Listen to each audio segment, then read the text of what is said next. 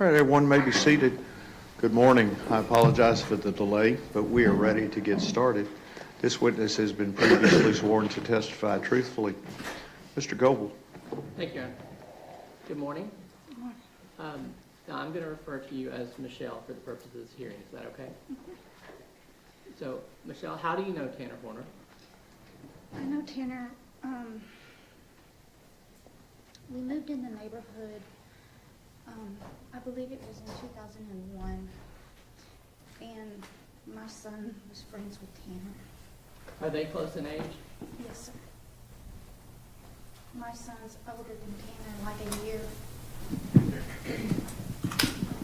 Okay. And was your son and Tanner similar in other ways besides their age? Yes, sir. And how was that?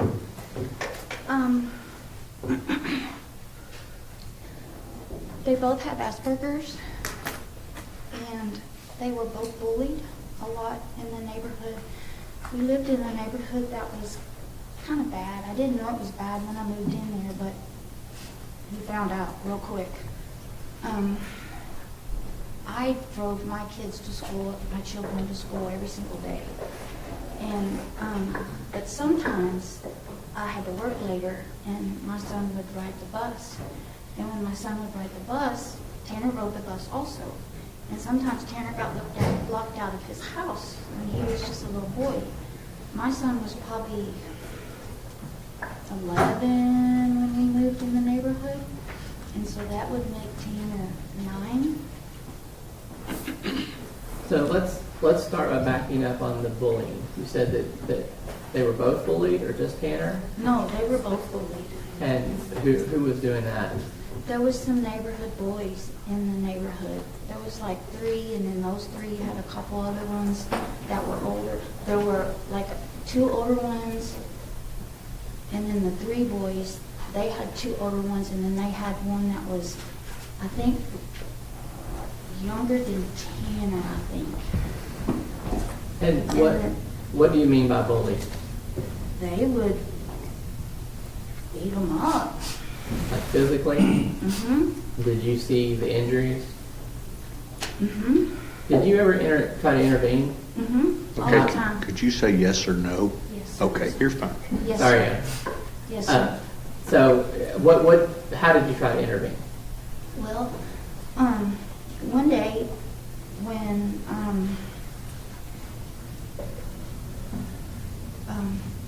my son saw Tanner sitting on the porch, and my son said, "Mama, I have to go down there and save Tanner." And I said, "Okay." He went down there. Which I'll object to hearsay to what somebody else told her. Go ahead. You can say it. Go ahead. My son came home and said, "Mama, I have to go down there and save Tanner." And I said, "Okay." And so my son ran down there to save Tanner, and then my son ran home and said, "Mama, they're after me, they're after me." And I said, "Who?" And then so those boys came to my house, and they came to my door. And that one mean boy had on a ball cap, and his ball cap was on my head right here. And I said, "You're going to have to go through me before you get to my boy." And I said, and I did say this, I said, "Bad boys, bad," because they were all 3. I said, bad boys, what you going to do when they come for you?" And I dialed 911. And the police came, and all them boys, and I think the little boy he was probably 9 years old, and they were all getting arrested at that time. And that was, I don't know what year or anything like that, but Let's then, keep it question and answer. Slow down for just a second here.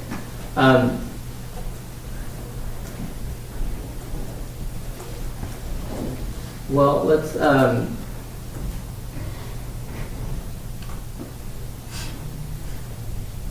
Can you, I want you to jump forward a little bit on those three particular boys. Besides calling the police, was there other ways that you ended up kind of intervening in their lives? Well, those boys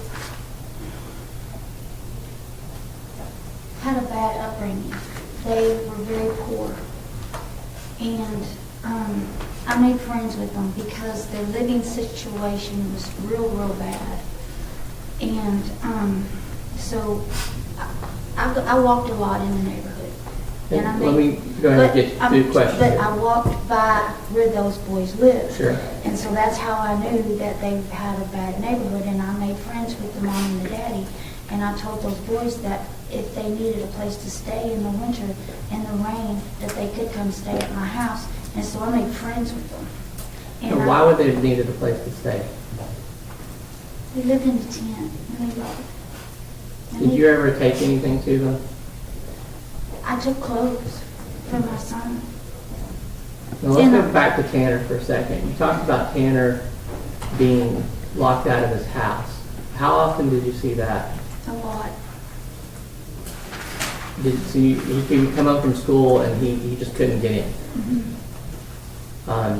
So did your son play with him outside? What did they do? No. Sometimes Tanner would come over, and I'd give him snack, you know. And then Grandma would get home, and then he would go home. Now,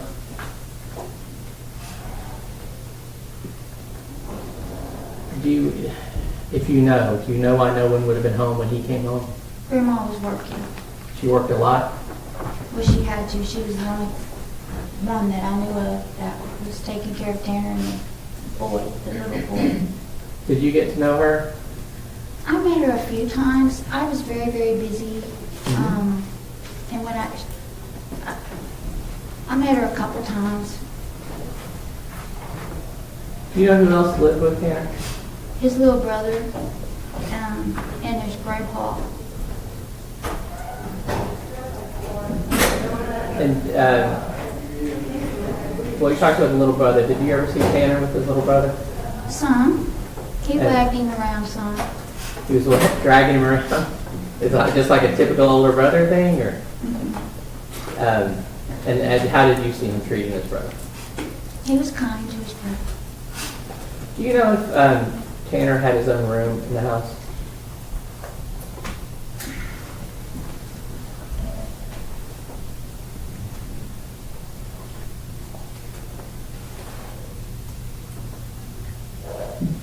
He had a room, but it wasn't his room. It was his mom's room, but she wasn't there. But then when she came home, he was maybe 13, 14 years old. She had been gone that long. And he had to share it with the little boy. And then when the mama came home, he had to go live out in the shed. And my son was down there helping him clean it up. And my son came home and said, "Mama, it's terrible. I can't do it."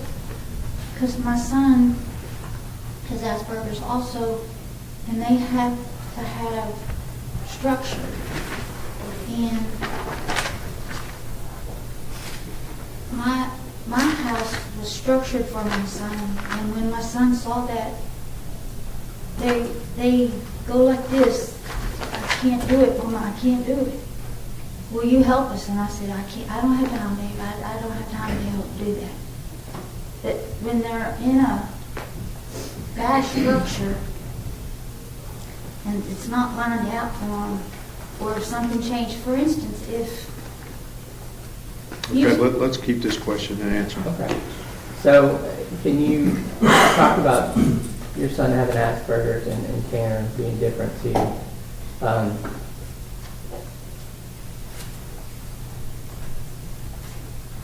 What were some of the other things you noticed about Tanner that made you think he was neuroatypical? Tanner wasn't as mature He was more younger than his age.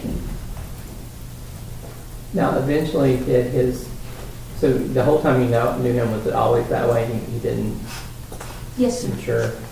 Did that lack of maturity and the living situation eventually put a strain on his friendship with your son?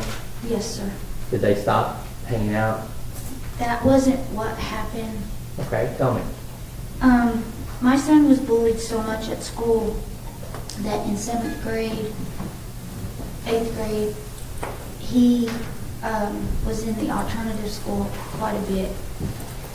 And he liked it in the alternative school because he was like the only one, and there was only like 2 or 3 people, and he made really good grades, and he did really good. So I took my son out of the public school and put my son in a Christian school. And so then he wasn't around Tanner as much because then he made different friends. Okay. And to your knowledge, did Tanner have a lot of friends? Oh, no, sir, I'm sorry.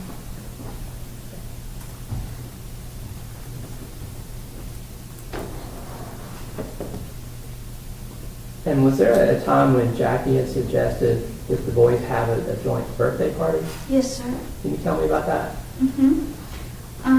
Because Tanner didn't have very many friends, and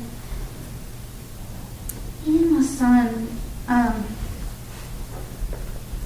was his friend.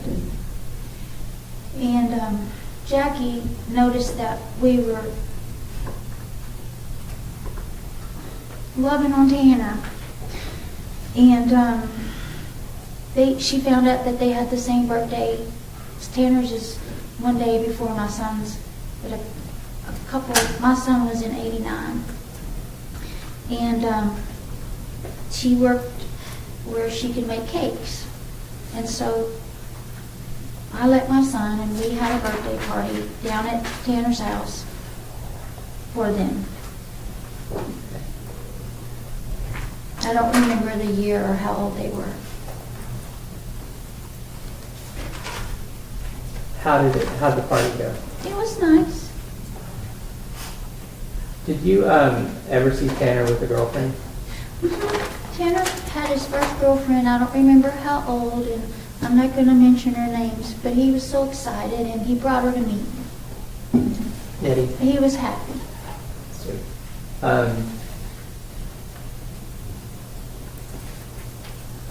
What about music? Did you see Tanner develop an interest in music? They liked Christian rock. Uh-huh. There's different types of Christian music, and they liked the more hard rock Christian music. So you say they, you mean Tanner My and your son and So Tanner. they both kind of had this musical Mhm. interest. And then Tanner got a guitar, and he played the drums. Yeah. And so my son eventually would go down there and in the shed, and my son wanted a guitar, so I got my son a guitar. And then there was these big boys, older boys than Tanner and Herman. You're all right. It's okay, just go on. And they ransacked and stole their guitars and broke into my son's house, our house, and stole my son's guitars. A guitar.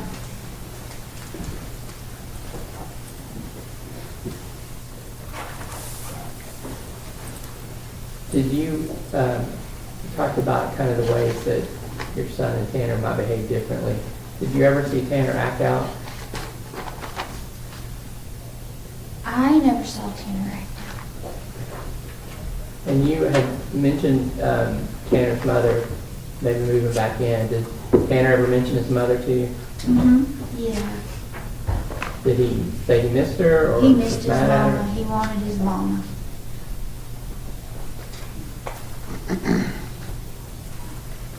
And what, as a mother of a child with Asperger's, what are some of the difficulties that you had to deal Oh, with? gosh.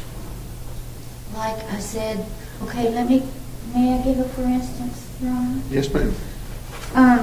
Okay, so if you told them we're gonna go have pizza after school. And that's what they think about all day long. We're gonna go have this pizza, okay? You pick them up from school and you say, well, we can't go have pizza. We're gonna go have a hamburger.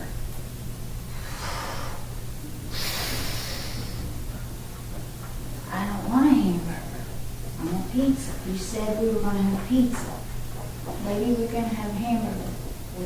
We've been invited. I don't wanna go. I'm not going. I'm not going. I'm not going. And then this the aggravation, like 100 times. If you, a normal person, changed the plans, it would be, okay, that they've been thinking about that pizza all day long. And you cannot change their routine like that. You can't change it. If you say,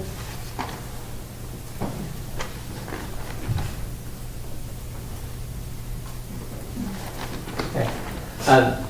Then you talked about your son actually did better in the alternative class. Mhm. Were there resources that were helpful for him to succeed? yes, sir. What kind of things would help? Just being in that environment, the smaller environment, where there was only 2 or 3 children in that environment, it was, they have a very hard time in a big setting. It's very hard for them. It's hard for them to comprehend a big group. My son that was the only time my son had a birthday party with somebody else. That was his birthday. He's not having a birthday party with anyone. My dad and my nephew's birthday is in August. He did not even want to have his birthday with his grandpa or his nephew. It was his day. I want to ask you a question about you. Have you been involved in prison ministry? Yes, sir. Can you tell me about that, please? I did prison ministry just with the women, Tarrant County, for 5 years. And street ministry and homeless ministry also. I'm still doing homeless ministry and street ministry to this day. We can't be conformed to the world. We have to have a renewing of your mind. You can't be conformed to the world. You have to transform your mind into God. And if you let God transform your mind, then things can be better. And if people just have to know that Jesus can change your world, Jesus can change your mind, and Jesus can make things better.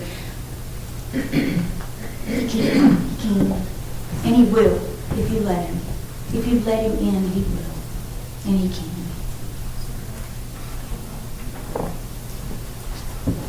I'm going to look at my notes here real quick. I even let Okay, hang on. Let Hold me on one ask a second. question. 1 second, Michelle. I'll get it back.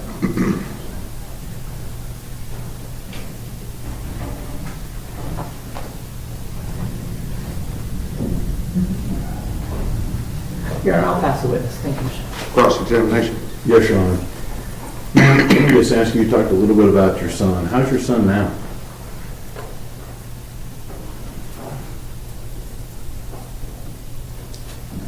my son now is maturing more now than he ever has. He had an upset a year and a half ago, and it was a death in the family, and it just took him down hard. There was no communication between he and I. If you say one wrong word, it blocks the communication. But my son is older, and he's more mature now. He has 2 children he has to take care of. And they're great children. My grandson plays 3 instruments. My granddaughter is an excellent draw. She can draw and paint. My son his wife works and he stays home and has taken care of the children their entire life. So, wife works, he's married and got 2 kids. Yes, sir. When's the last time you saw Tanner Horner? We moved out of the neighborhood in 2011, so probably 2011. So that's 15 years. 15 years ago, that's the last time you saw him? Yes. No, that's not true. I saw Tanner one day at the gas station, and he came up to me, and he was like, hi, do you remember me? Kind of like a little kid would. And I said, of course, Tanner, I remember you. So other than that, you haven't had any contact with him in the last 15 years? Correct, sir. That's a witness. Redirect. Nothing further, Your Honor. May she be finally excused? Yes, Your Honor, thank you. Thank you, ma'am.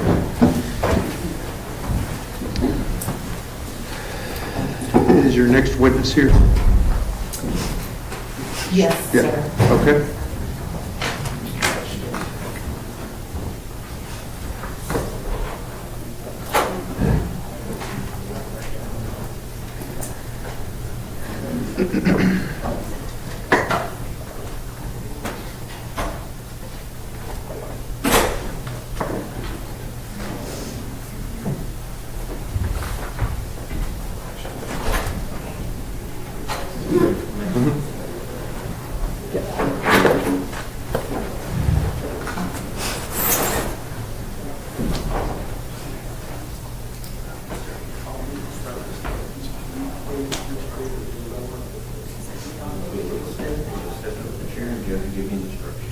Come in. Good morning.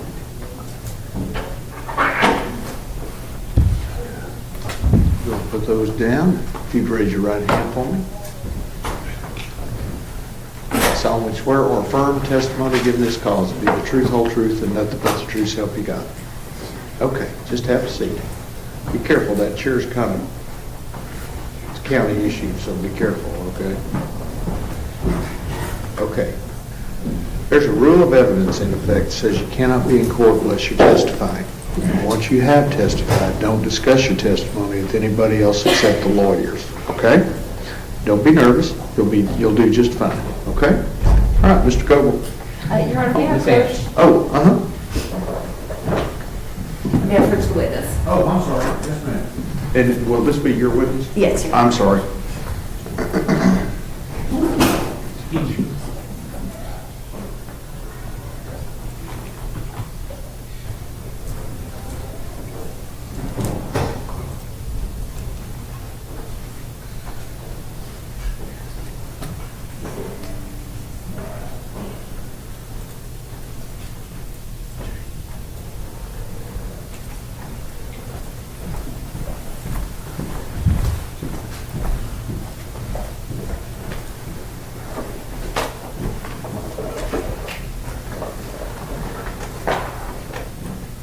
Good morning. Morning. You doing okay? I'm just very nervous about being here, and I'm just very nervous right now. Well, I'm going to try not to take up too much of your time. As you know, we are not using your real name today, and you've asked to be called Jay, is that correct? Yes, ma'am. All right, Jay, I wanted to talk to you a little bit about your relationship with Tanner Horner. How do you know Tanner? I met him back in 2014.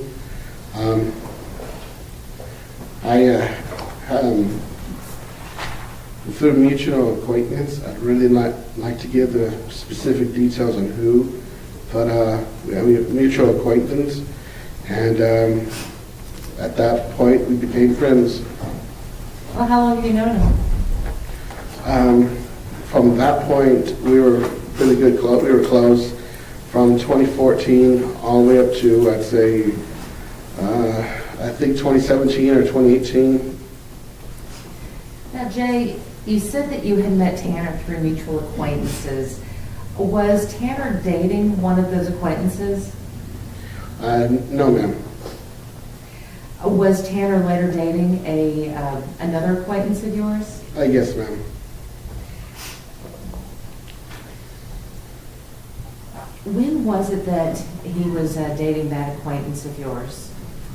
I'd say 2015 or 16. While he was dating this acquaintance, would you two get together and hang out? Yes, ma'am. Well, how often would y'all get together and hang out? I'm trying to think because the dates are kind of, when I lived in that area, he'd usually come over every other day, and on the weekends we'd stay up all night laughing, watching Spirit Science and other stuff. What is spirit signs? It was a YouTube channel show that he showed me about crystals and energy and all that stuff. At some point, did Tanner and your acquaintance end their romantic relationship? Yes, ma'am. After that, did y'all still continue to hang out? Not as often. I shortly moved away from that area, and by that point, I started seeing him less and less. And once I started my own, when I got married, we stopped seeing each other at that point. When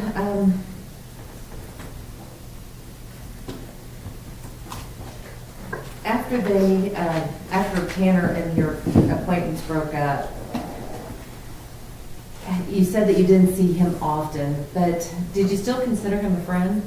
At that point, yes. And in fact, I didn't start seeing him again until around 2021. I was going through issues with a relationship, and I had nobody to help me with my son. And so I was working with a security detail at the time, and I would occasionally drop my son off with him and his wife and his son, and so they would watch him while I went to work. Did that help you out a lot? Yes, it helped me keep my job. So over the years, it seems like you've spent a lot of time with Tanner. How well would you say you know him? Years ago, I could say I know him pretty well, but as the time progressed from that point, we went distant. It was in 2022. I moved to another city, and at that point, I stopped talking to him and stopped talking to me, and that was pretty much the end of it. Then I saw in the news about what was going on, and I was still in shock to believe this because this didn't seem like the Tanner I had once known. So I didn't know what to make of it, and I was, I looked at my son and I was like, kind of shocked because I was still processing this because it's not every day that someone you would consider your best friend at the time you think that. Well, Jay, you said that when you saw the news, you were shocked because that wasn't the Tanner that you know.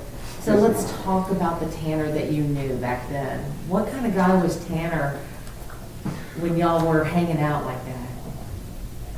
Well, I don't exactly have common sense, but I always thought Tanner as a kind of like a goofball, someone fun to hang out with, because he'd show up smoking cigarettes, making jokes, playing Yu-Gi-Oh card game with me, and just laughing and drinking alcohol. So Well, what's Yu-Gi-Oh? it's a card game based off the TV show that came out, I believe, in 1999. What kind of show is that?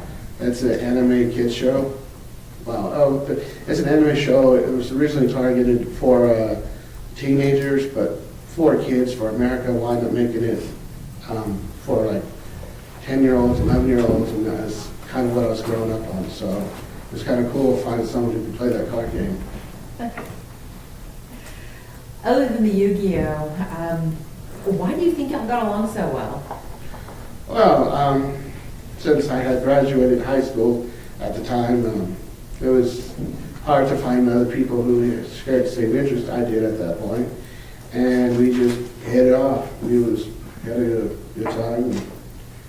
So, Did y'all have the same, similar sense of humor? kind of, yeah. Y'all like the same kind of TV shows? I wasn't really into the spirit science. I would just watch it to, like, he'd want to say, hey, come watch this. However, he did get me onto a TV show, YouTube channel called Team 4-Star, which is probably the funniest YouTube channel I've watched. I'm gonna write that one down, I'll have to check that one out. Did y'all have the same taste in music? Yes. What kind of music were y'all listening to? We were listening to rock, metal, heavy metal, screamo, pretty much that. You mentioned screamo. What is screamo? It's pretty much when you're screaming the lyrics. So more screaming, less singing? It depends on how you want to look at it. Okay. Through the years that you knew Tanner, did you ever have the opportunity to meet his family? Yes, I did. I met his grandparents, and I've always liked them. Bill used to tell me out of all the people that Tanner brought over, he respected me the most, and I think it's because I had a grandparent who was in the military at one point, and seeing Bill, I had respect for him, and I know Tanner and him never really got along together, but I've always liked Bill, and he, in fact, before he passed away, he handed me a book to read, and I really wish I could remember the name of it. I'm sure I have it still. And but I was always respectful to him and Jackie was always sweet and nice to me. Anytime I came over, she asked if I wanted anything, or yeah. Well, it sounds like Bill was tough on Tanner. Yes, I'd say just the typical amount, like, hey, get your room clean, hey, don't talk like that, and come on, you need to respect me and Jackie, that kind of deal. I never really seen Bill as rough, I just seen him as any other person would see a man of that stature. Well, Jay, did you ever see Bill yelling at Tanner? Yes, I've seen that multiple times. When he was yelling at Tanner, what kinds of things was he saying to him? I don't remember what the conversation was about. I remember, the images in my head of him yelling, but I don't remember what it was about. I remember Tanner would turn around and he would roll his eyes and then would walk to his room or back in the backyard, pick up a cigarette, and he'd start smoking and venting towards me. Did you ever hear Bill telling him that he was a screw off? Yes. Did you ever hear him telling him that he was a piece of trash, just like his mother? I don't remember the part about the piece of trash part, but I know there was some comparisons to him and his mom. Unfortunately, a lot of that time, I get easily distracted, and when they showed me Doctor Who and the TV was on, I was, sorry, man. Sorry. That's okay. Do you recall a time when Bill got mad at Tanner just for accidentally breaking something? Not to my recollection. It probably happened, but I don't remember. Do you remember telling us a story about a ventilation hood? No, that wasn't with Bill. That was at the place I was living at, and it belonged to a relative of mine, that ventilation hood. Oh, okay. Did you meet Tanner's mother, Melissa? One or two times. What was she like? She barely knew I was there. She was mostly cooped up in her room asleep most of the time. She, like I said, she didn't even acknowledge I was really there. Did you ever see her and Tanner together? Not really. Most of the time, hey, come over to my room, and I just chill in his room, or I'd sit in the living room, or one of those two. Do you recall ever seeing Melissa or hearing Melissa badmouth him or belittle him or berate Tanner? Yes. What was that like? I remember one time I came over to his house to hang out with him, and we're sitting there in the living room, and I don't remember what they were yelling at, but she was screaming at him or something, and he was upset. He turned around, he pulled me, and he's like, hey, come on. And then he said, I can't stand hers, and he said something else. Very recall. It's been a long time. Jay, during the time that you knew Tanner, do you know if how often was his mom around? Not that often. Like I said, the 2 times I did see her, that was, she had came out of the room. Other than that, she was hardly ever there. I think she might have been incarcerated, or she was out somewhere. I'm not sure. But you did know that she wasn't in the house? She was hardly there. How did that affect Tanner? Well, I think at that point, he was over it. And he didn't care anymore. I'm sure deep down it bothered him, but at a certain point, I think he just stopped caring. Jay, I want to go back to this acquaintance that Tanner had been dating. How long did they date? If you know. I think it was 2 or 3 years. What was their relationship like?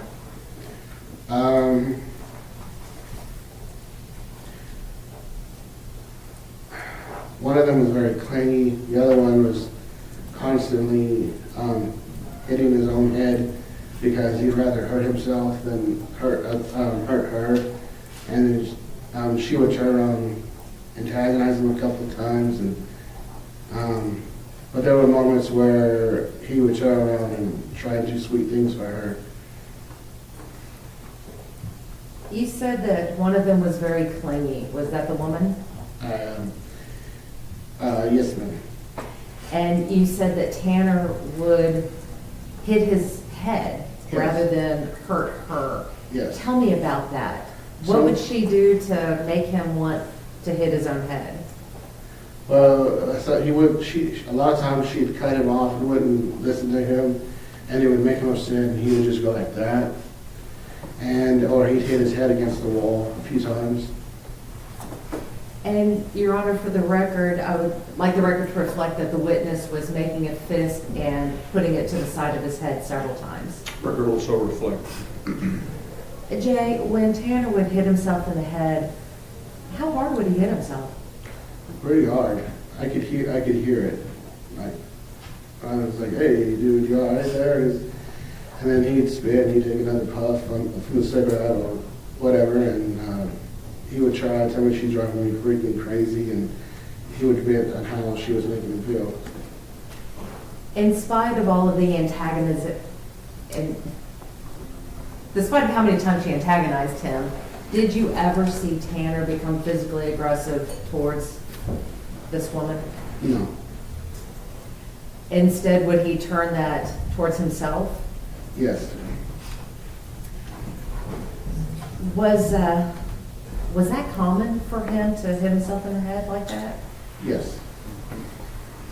How often would you see things like that happen? Things would be fine. If he was coming over to visit with me, he'd be fine and whatnot. But when she'd come over, about maybe after a few minutes, then there we go, the yelling and the cursing, and that's when he would start hitting himself.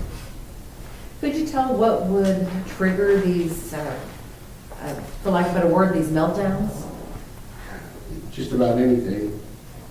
He might have looked the wrong way, and she would get upset, and, or he didn't do something, or he didn't know what she was thinking, and she'd get mad and scold him for it. At any time during these meltdowns, did you ever see Tanner destroy property? Yes, one of those times, there was a ventilation hood that was on that property I was staying at. It belonged to some relatives of mine. They were doing, using it, and he turned around, he took his frustration out on that. Did you ever see Tanner take his frustrations out on another human being? No, not even when my spouse had kicked him in the groin. Tell me about that. What happened? We were at Walmart late at night, and we were laughing, joking around, and she was playing, and she got him in the groin, and he was in a lot of pain. He was so mad. He just suggested, just take me home, take me home right now. And so I dropped him off, and then my spouse and I continued to go about our evening. Now, Jay, did you, you said that you and Tanner had similar taste in music and that he was a good musician. Was Tanner ever in a band? Yes, Sacred Sound. What kind of band was that? It wasn't quite screamo or hardcore. It was, I'd say, more like punk rock. Were they good? I thought so. I liked the band. Did you go see a lot of their shows? When they went to Tomcats, I did.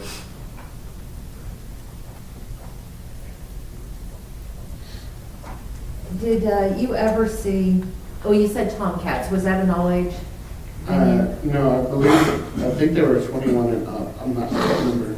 I know it was a venue on Altamira. Did you ever see any young women hanging out with the band? Well, there's a lot of young women there. I think so. It's kind of a blur on that part. Like some of the memories I have of Tomcats and of the band, I barely recall. I have one image where it was Jackie there trying to sell merch, and there was also one image where I climbed up on their bus. They were showing me out, and that was pretty cool. During the time that you spent with Tanner and the band and those people, did you ever hear any allegations of sexual abuse against any of these young women? Judge, I'll object. That calls for hearsay. Sustained. No, you don't have to answer. Oh, sorry. And Your Honor, that does not go to, it's not hearsay because it doesn't go to the truth of the matter asserted? The objection is sustained.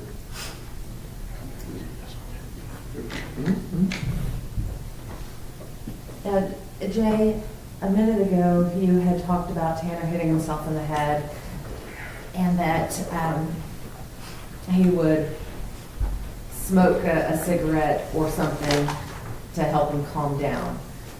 What did you mean by or something?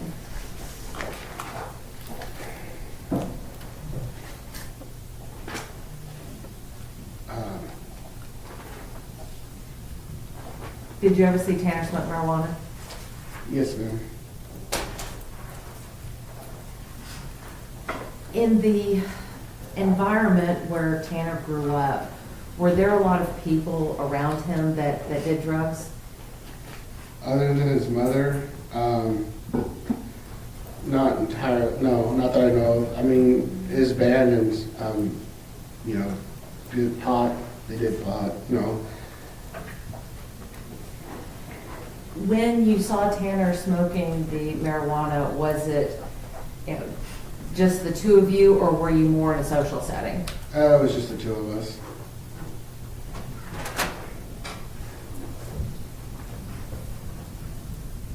Jay, did Tanner ever confide in you about being sexually assaulted himself? Yes, ma'am. Judge, I'll object. That's hearsay. Let me hear the question. Go ahead. Did he give you any details without saying what he said? Was he able to give you details? No, ma'am. Judge, I'll still object. That's still hearsay. All right. We hadn't gotten into a conversation. Go ahead. Was he able to give you any details? Well, That he was calls able for to. but he- speculation. I'll object to that. That calls for speculation on his part. Sustained as to speculation. Jay, after that initial conversation where Tanner confided in you about being sexually assaulted, did he ever mention it to you again? No, ma'am. It was one of the times we were drunk together and it slipped out, and when I asked him about it, he didn't give me any details. I'll pass the witness, Your Honor. Cross-examination. Sir, you hung out with Tanner all the way through 2022, didn't you?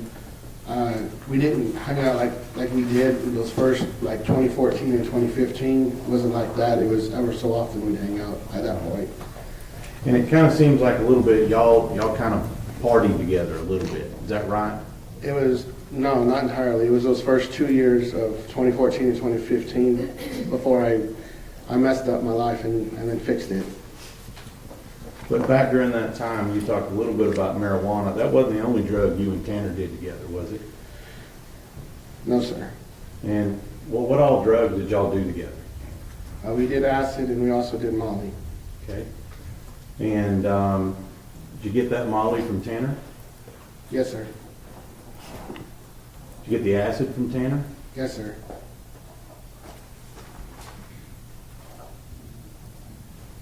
Were you doing acid and Molly before you got it from Tanner? No, sir.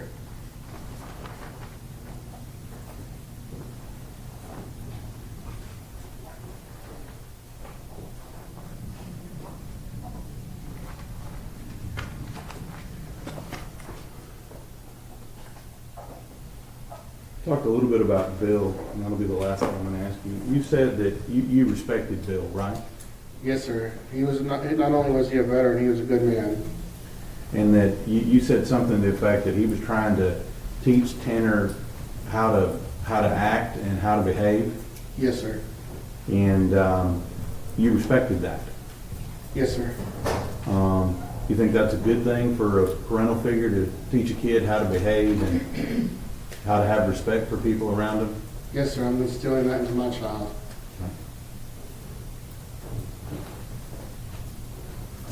Pass the witness, Your Honor. Read it right. I have a moment, Your Honor. Yes, ma'am.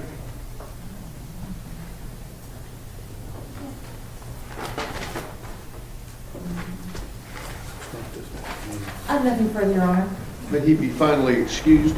Yes, Your Honor. Any objections? No, Your Honor. Thank you, sir. You're free to go. Just go with the deputy.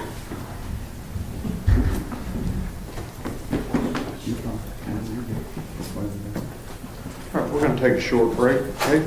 Call you back in just a little bit.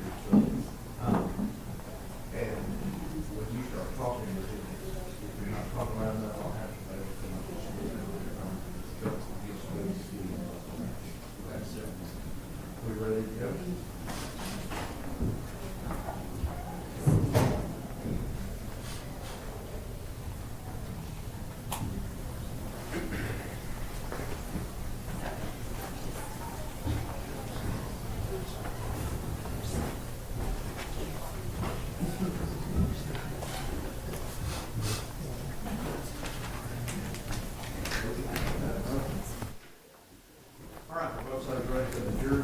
Ready? Yes, sir.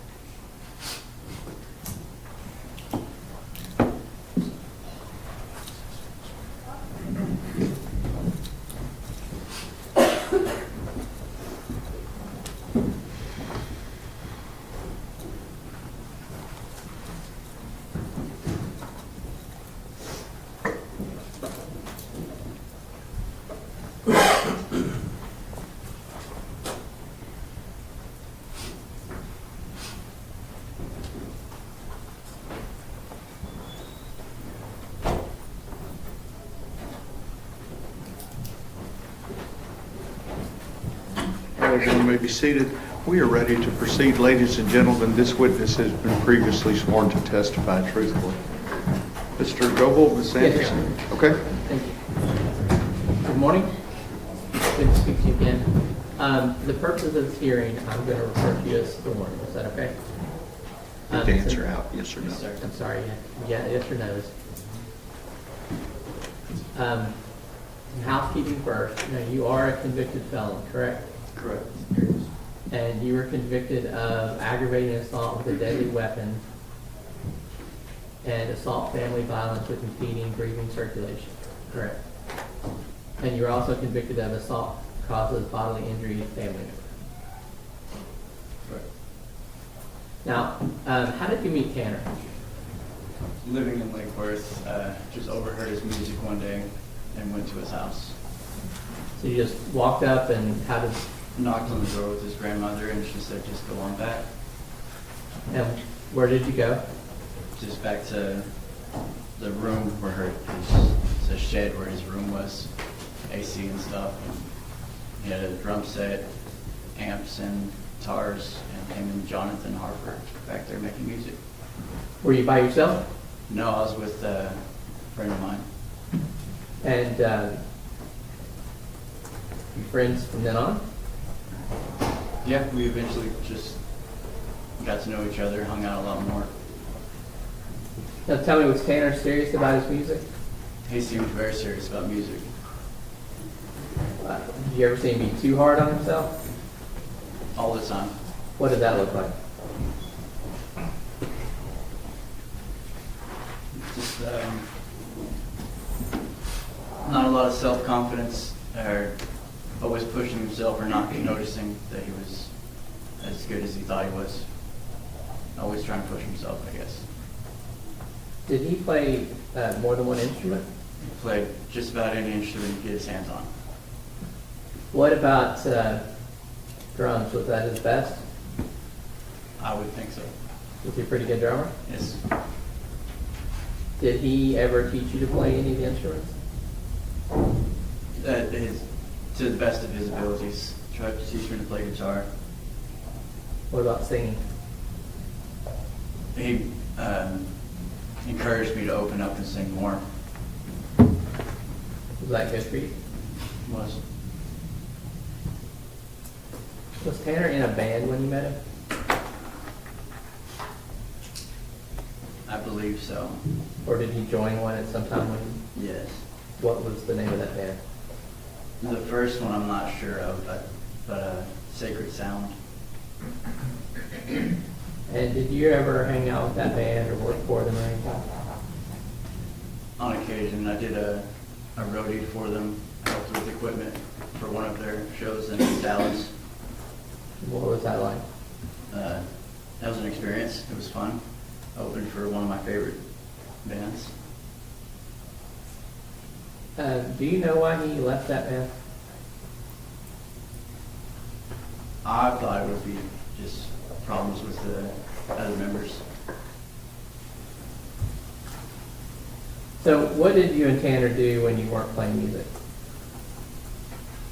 Hung out a lot, walked down to the little beach area. His neighbor had a boat he let us take out anytime.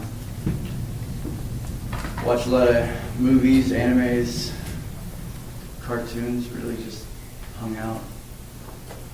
For people that don't know, what are anime? Just adult cartoons. Not They're, American usually? Hmm? Are they American usually, or? There's several American ones, but they're mostly Japanese or foreign. Illustration and Now that style, does that involve like big displays of emotion sometimes? yes, sir, it does. Hard to miss what the character's thinking. Yes, sir. What about video games? Did you all ever play video games? Absolutely. A lot or a little? Quite a bit. Me more so, I believe.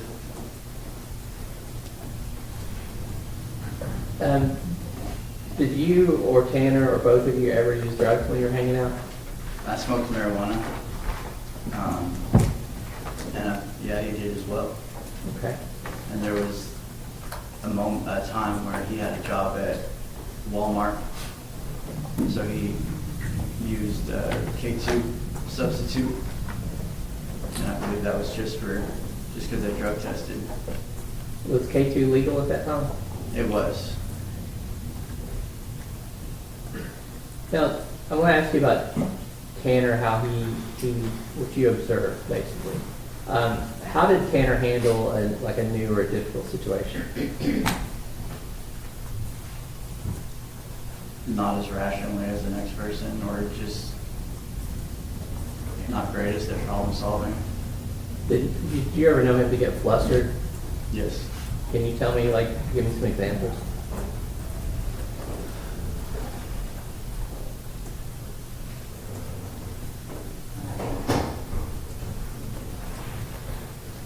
Just while he's drumming, if he's working on a new song and he knows that he missed something, I can notice that he gets flustered while he's drumming. He'll yell or he'll hit himself off beat or something. Were you with him when a vehicle broke down one time? Yes. Tell me about that. I'm not sure what the vehicle was. It was a van when they had back seats that reclined into couches and such.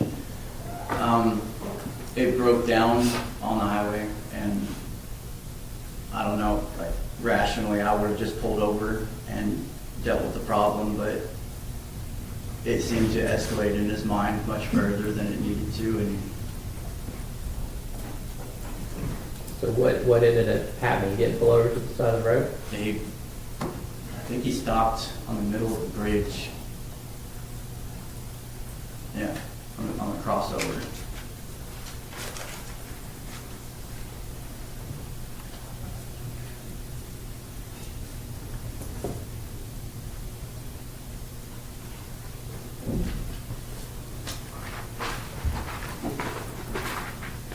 Now, you said the K2 that he was using at the time was legal, right? Correct. Was there a time when he did something irrational about that? Did something rational about it? Irrational with the Irrational? K2, yeah. Got flustered. I guess there's an incident where his grandfather had walked in, and instead of just putting it aside, he threw it clear across the room and gave it away. It wasn't very, the processing wasn't there. I don't know. What about conflict? How did Tanner handle conflict? Conflict, I've never seen him run towards it, or he doesn't chase conflict. I've never seen him get in an altercation with anybody. Do you have any examples of when he avoided getting into an altercation with people or with you?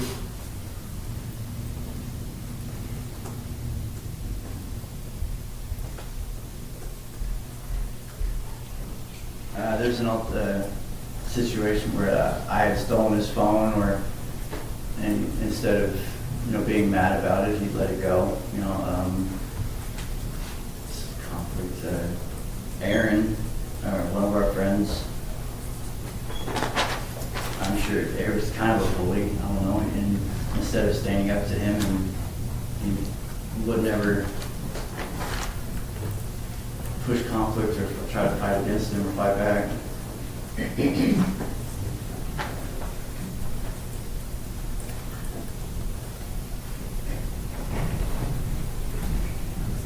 So, what about like social cues and social settings? Did Tanner ever struggle with those? I believe he did. In what way?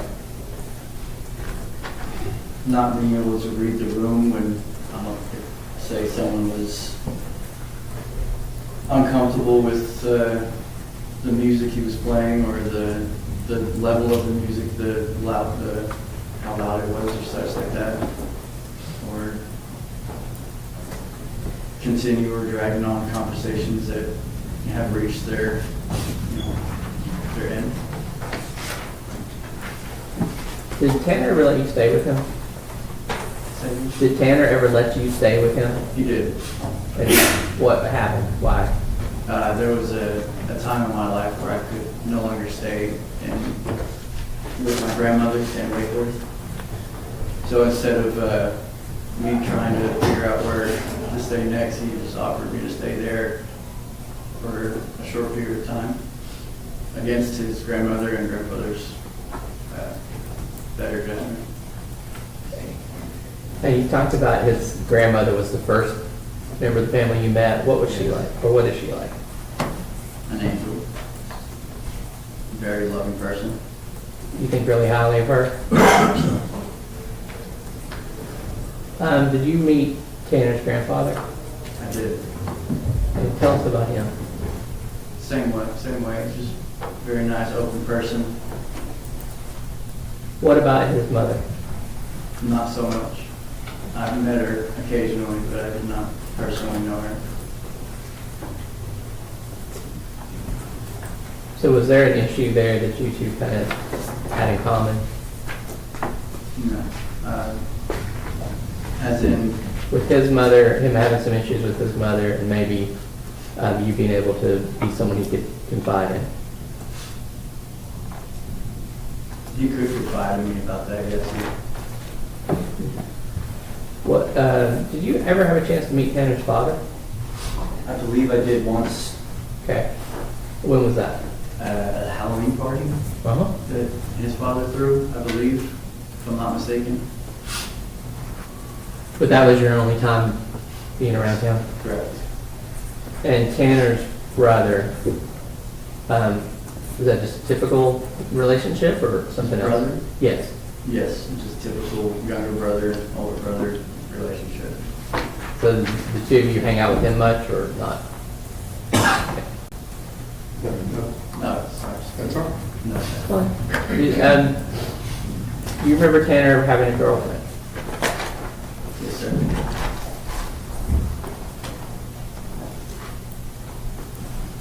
Is there anything particular about that, or was it just normal? It seemed fairly normal.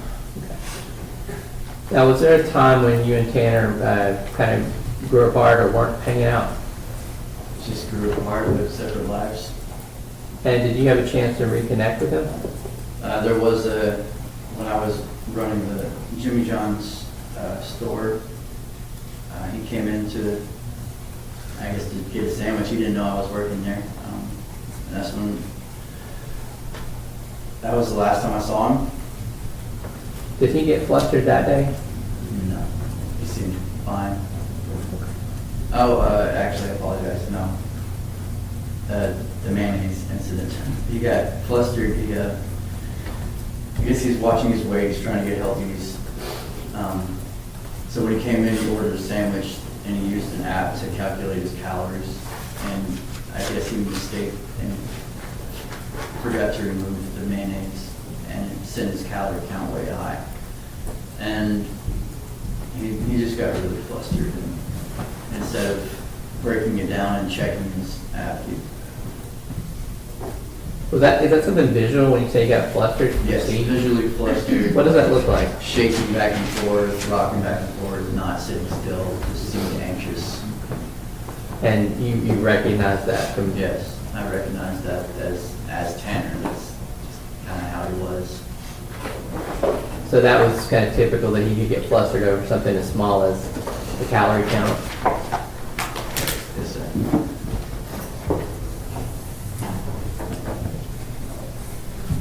Now, when Tanner was arrested on this charge, did you have a chance to send letters to him? I did. Did you call him, or he call you? And he did contact me.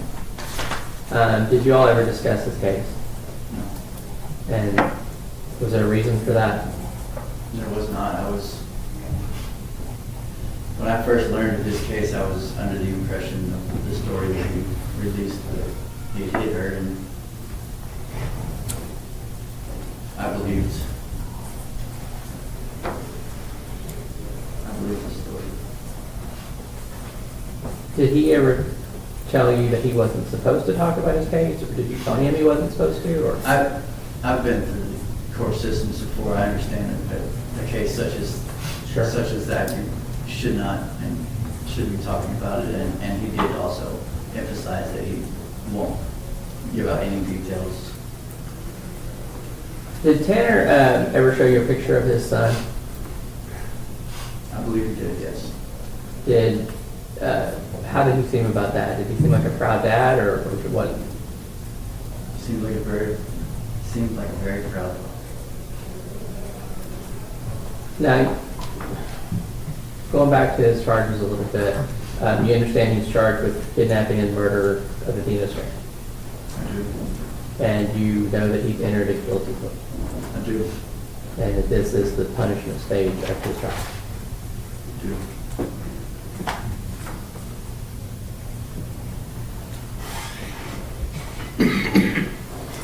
Give me 1 second. Yes, sir.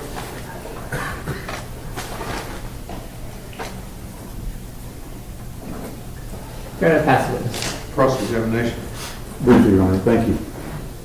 Sir, in talking about this, apparently, according to you, mayo or lack thereof set him off. Correct. Now, when you said y'all grew apart, and I'm not going to ask you details, do you have a family now? Correct. You have kids? I do. So I'm not going to ask you names or anything like that, but you do. Right. Correct. Okay. Seems like you have a pretty good assessment of his grandmother and grandfather. I do. Would it be right to say that they provided for him? Yes, it would be. Would it be right to say that they helped him out even in his older years when he was, say, over 20, even 30 years old? I would not know that. Well, during the time that you were around him, were they helping him out Correct. financially, Yes. food, Yes. gave him a place to live? Yes. Now,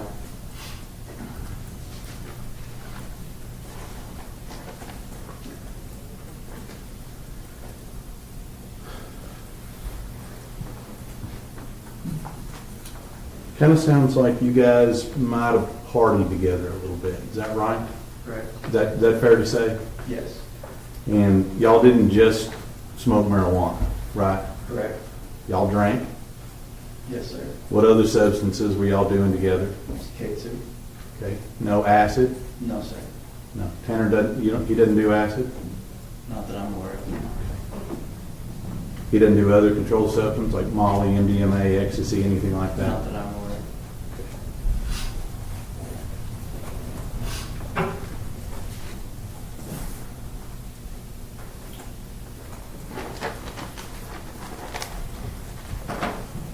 So you know the original story of, that Tanner told everybody about what he did.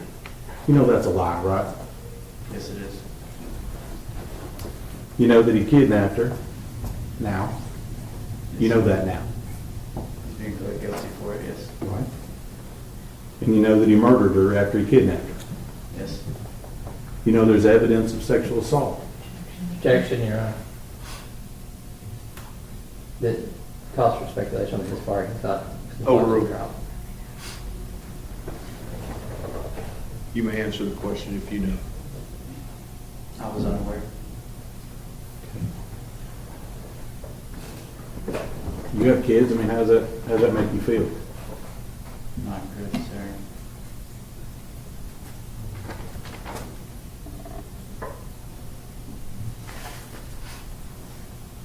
That's the witness.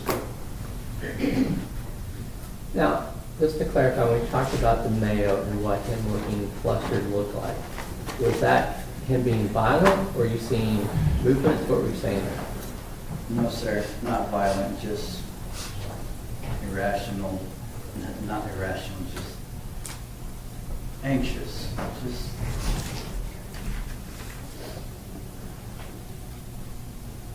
So not the way you would expect a normal person to process that. Yes. Pass the witness, Your Honor. Mr. Stanton, Nothing further, Your Honor. may this witness be finally excused? Yes, Your Honor. Thank you. Thank you. Okay, I'm gonna have to send you back to your jury room because I've got some legal stuff that I've got to work through. It's probably gonna be till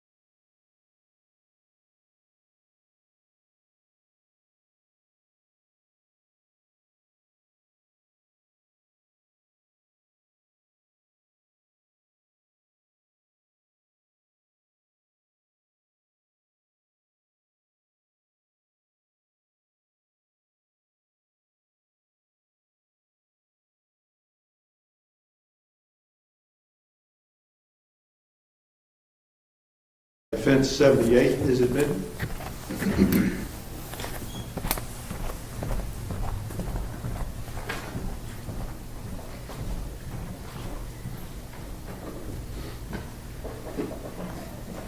Dr. Ryan, I was looking at your resume and I saw something related to University of Virginia.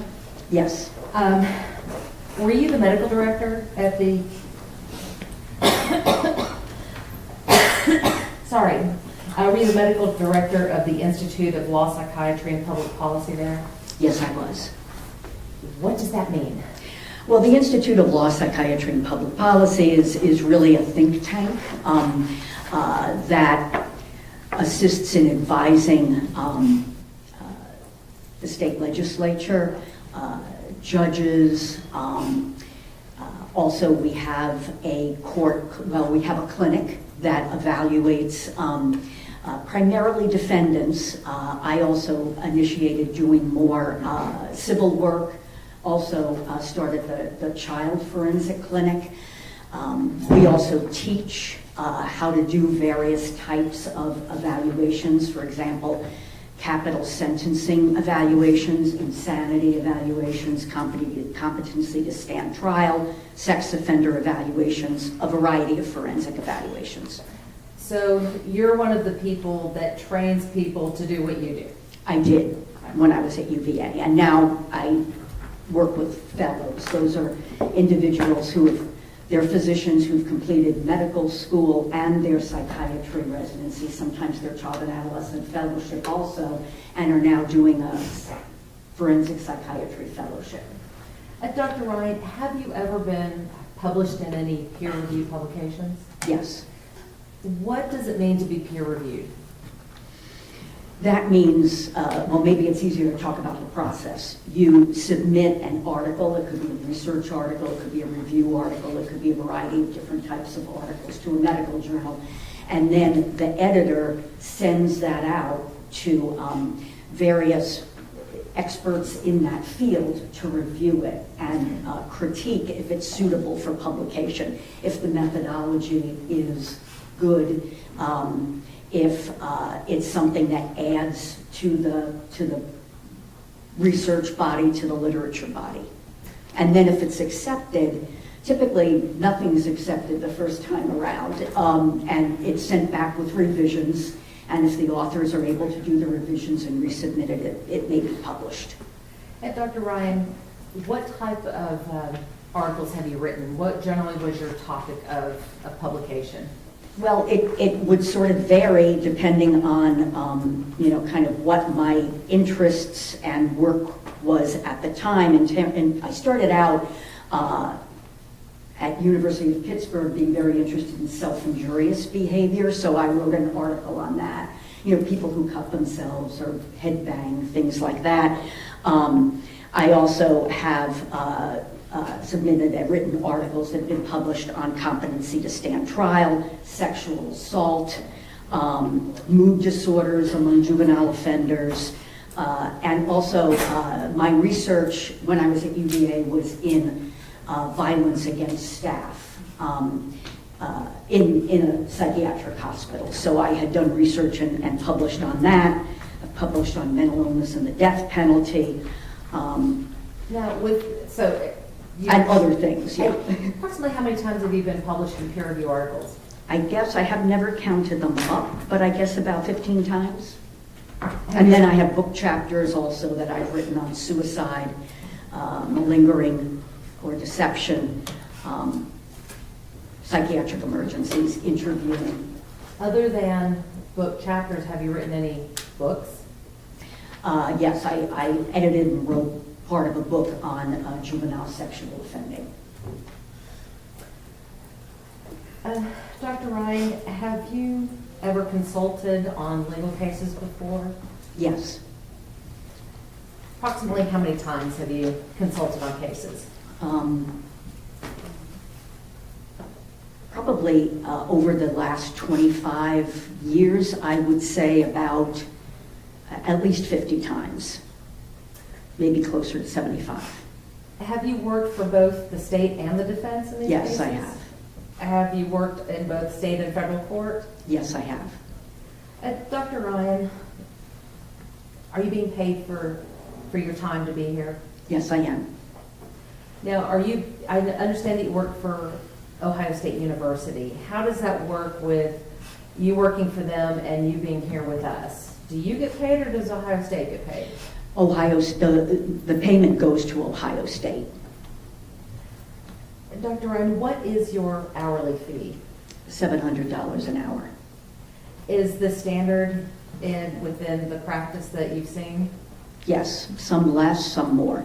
Some experts less, some experts more. Approximately how many hours have you worked on this case so far? I haven't counted them up again. OSU gets that payment, but I would say it's at least 100 hours. Dr. Ryan, what were you asked to do in this case? What was what we call the referral question?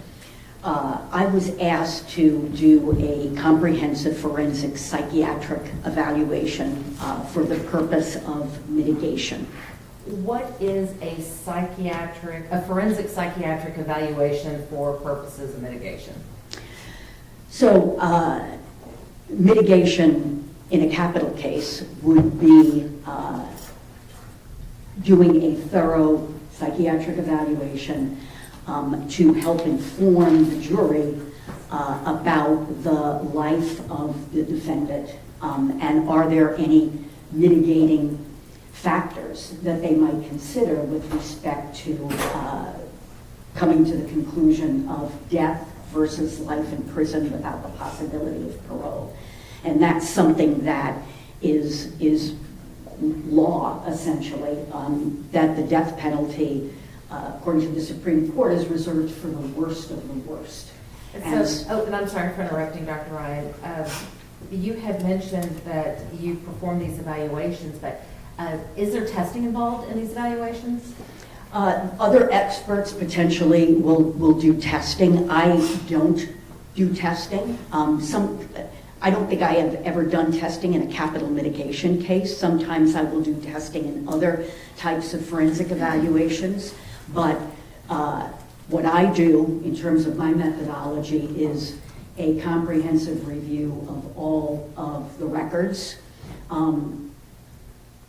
That would be, do you want me to talk about what records I reviewed? Okay. Yeah. Were you provided, you said that you reviewed records. Did you prepare a report in this case? Yes, I did. Is there a comprehensive list of the records that you reviewed contained within that report? There is. Are there any additional records that you reviewed after completing your report? I want to add one thing, which during the previous hearing I was in error about. I didn't include my interview of the in-home therapist. Okay. So that was done prior to getting additional records. And then, after completing my report, I received additional documents and provided the prosecution with a list of those. You provided the prosecution with a list. Dr. Where did you get the records that you reviewed? From the defense team. Did you receive any reports from other experts as well? Yes, I did. Did you rely solely on the records you received and the reports that you received from the other experts when doing your evaluation? No. What else do you do in an evaluation? In this kind of a forensic evaluation, you do a comprehensive interview, typically several interviews, with the defendant, and I met with Mr. Horner for about 18 and a half hours over the course of 4 times. I also interviewed collateral sources of information, people who might be able to shed some light on the defendant, his development, his functioning. I met some of those individuals in person, others I interviewed by Zoom or by phone. Dr. Ryan, why is it important to have all of this information? Well, in any forensic evaluation, you have to have a low threshold for suspecting malingering. And so a forensic evaluation is different from and malingering would be being deceptive. A clinical evaluation, your threshold for suspecting that is much lower. Again, I'm sorry for interrupting, but would you please explain to the jury what malingering means? Deception. Malingering is basically attempting to deceive with the purpose of some gain. So in a civil case, it might be attempting to, portray yourself as far more impaired than you actually are in order to get a big payout, for example. In a criminal case, it might be feigning or pretending to be psychotic in order to, get an insanity defense, something like that. And in order to determine whether a person is malingering, is that why you look at all of the records? That's one of the reasons. Also, every individual, in every case, not only in forensic evaluations, often, there are family members and others who have more insight into how they function than they might have themselves. That's true of even neurotypical people. And with someone who has an autism spectrum disorder, that's even more the case. Do you try to review all of the records before conducting the interviews with the client? I review all of the records that I have received prior to interviewing the client. Yes, your client. May I approach your honor? Yes, ma'am. Now,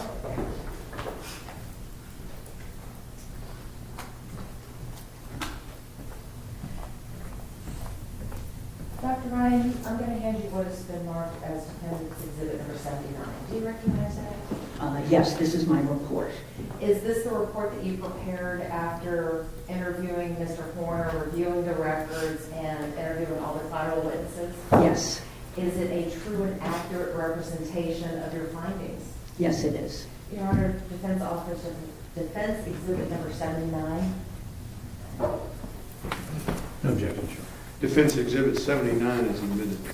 Now, Dr. Ryan, in your review of the records, did you review records from the Wise County Health Systems? Yes, Did you review records from Tarrant County MHMR? yes, Did you review records from the hospital known as JPS? yes I did. Did you review records from the hospital known as Millwood? Yes, And did you review other records from the hospital known as JPS? yes.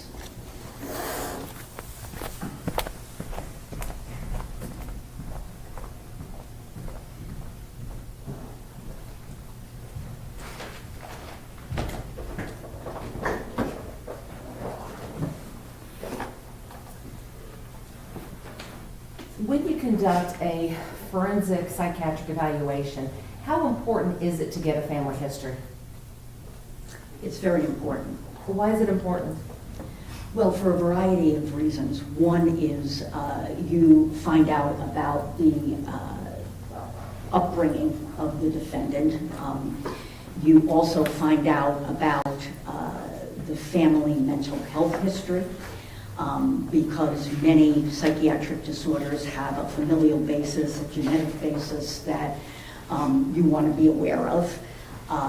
It's also important to, expounding on what I had said earlier, understanding the developmental history of any defendant. You really need to know what kind of a family they grew up in, what kind of influences they were subjected to, both positive and negative. Dr. Ryan, based upon your review of the records and your interviews with all of the witnesses in this case, do you feel that you were able to get a pretty comprehensive medical history of Tanner's family? Yes, I did. I want to talk to you a little bit about the psychiatric history that you were able to obtain, specifically related to the maternal side.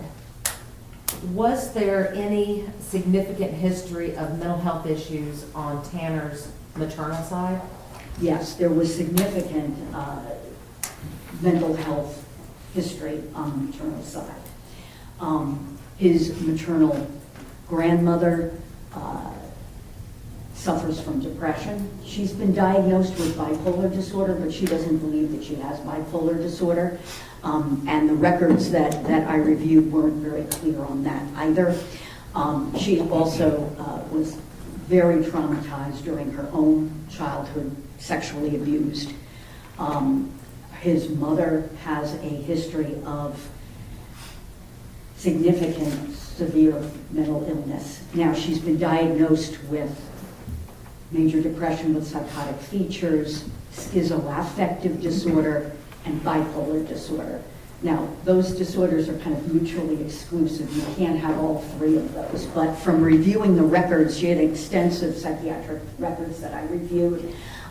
She has been psychotic, and it didn't appear that that was only in the context of substance use, that persisted even outside of substance use. And I believe you said that all of these diagnoses were documented in medical records that you reviewed? They were all documented in the medical records, yes. The maternal grandmother has several siblings, two of whom completed suicide.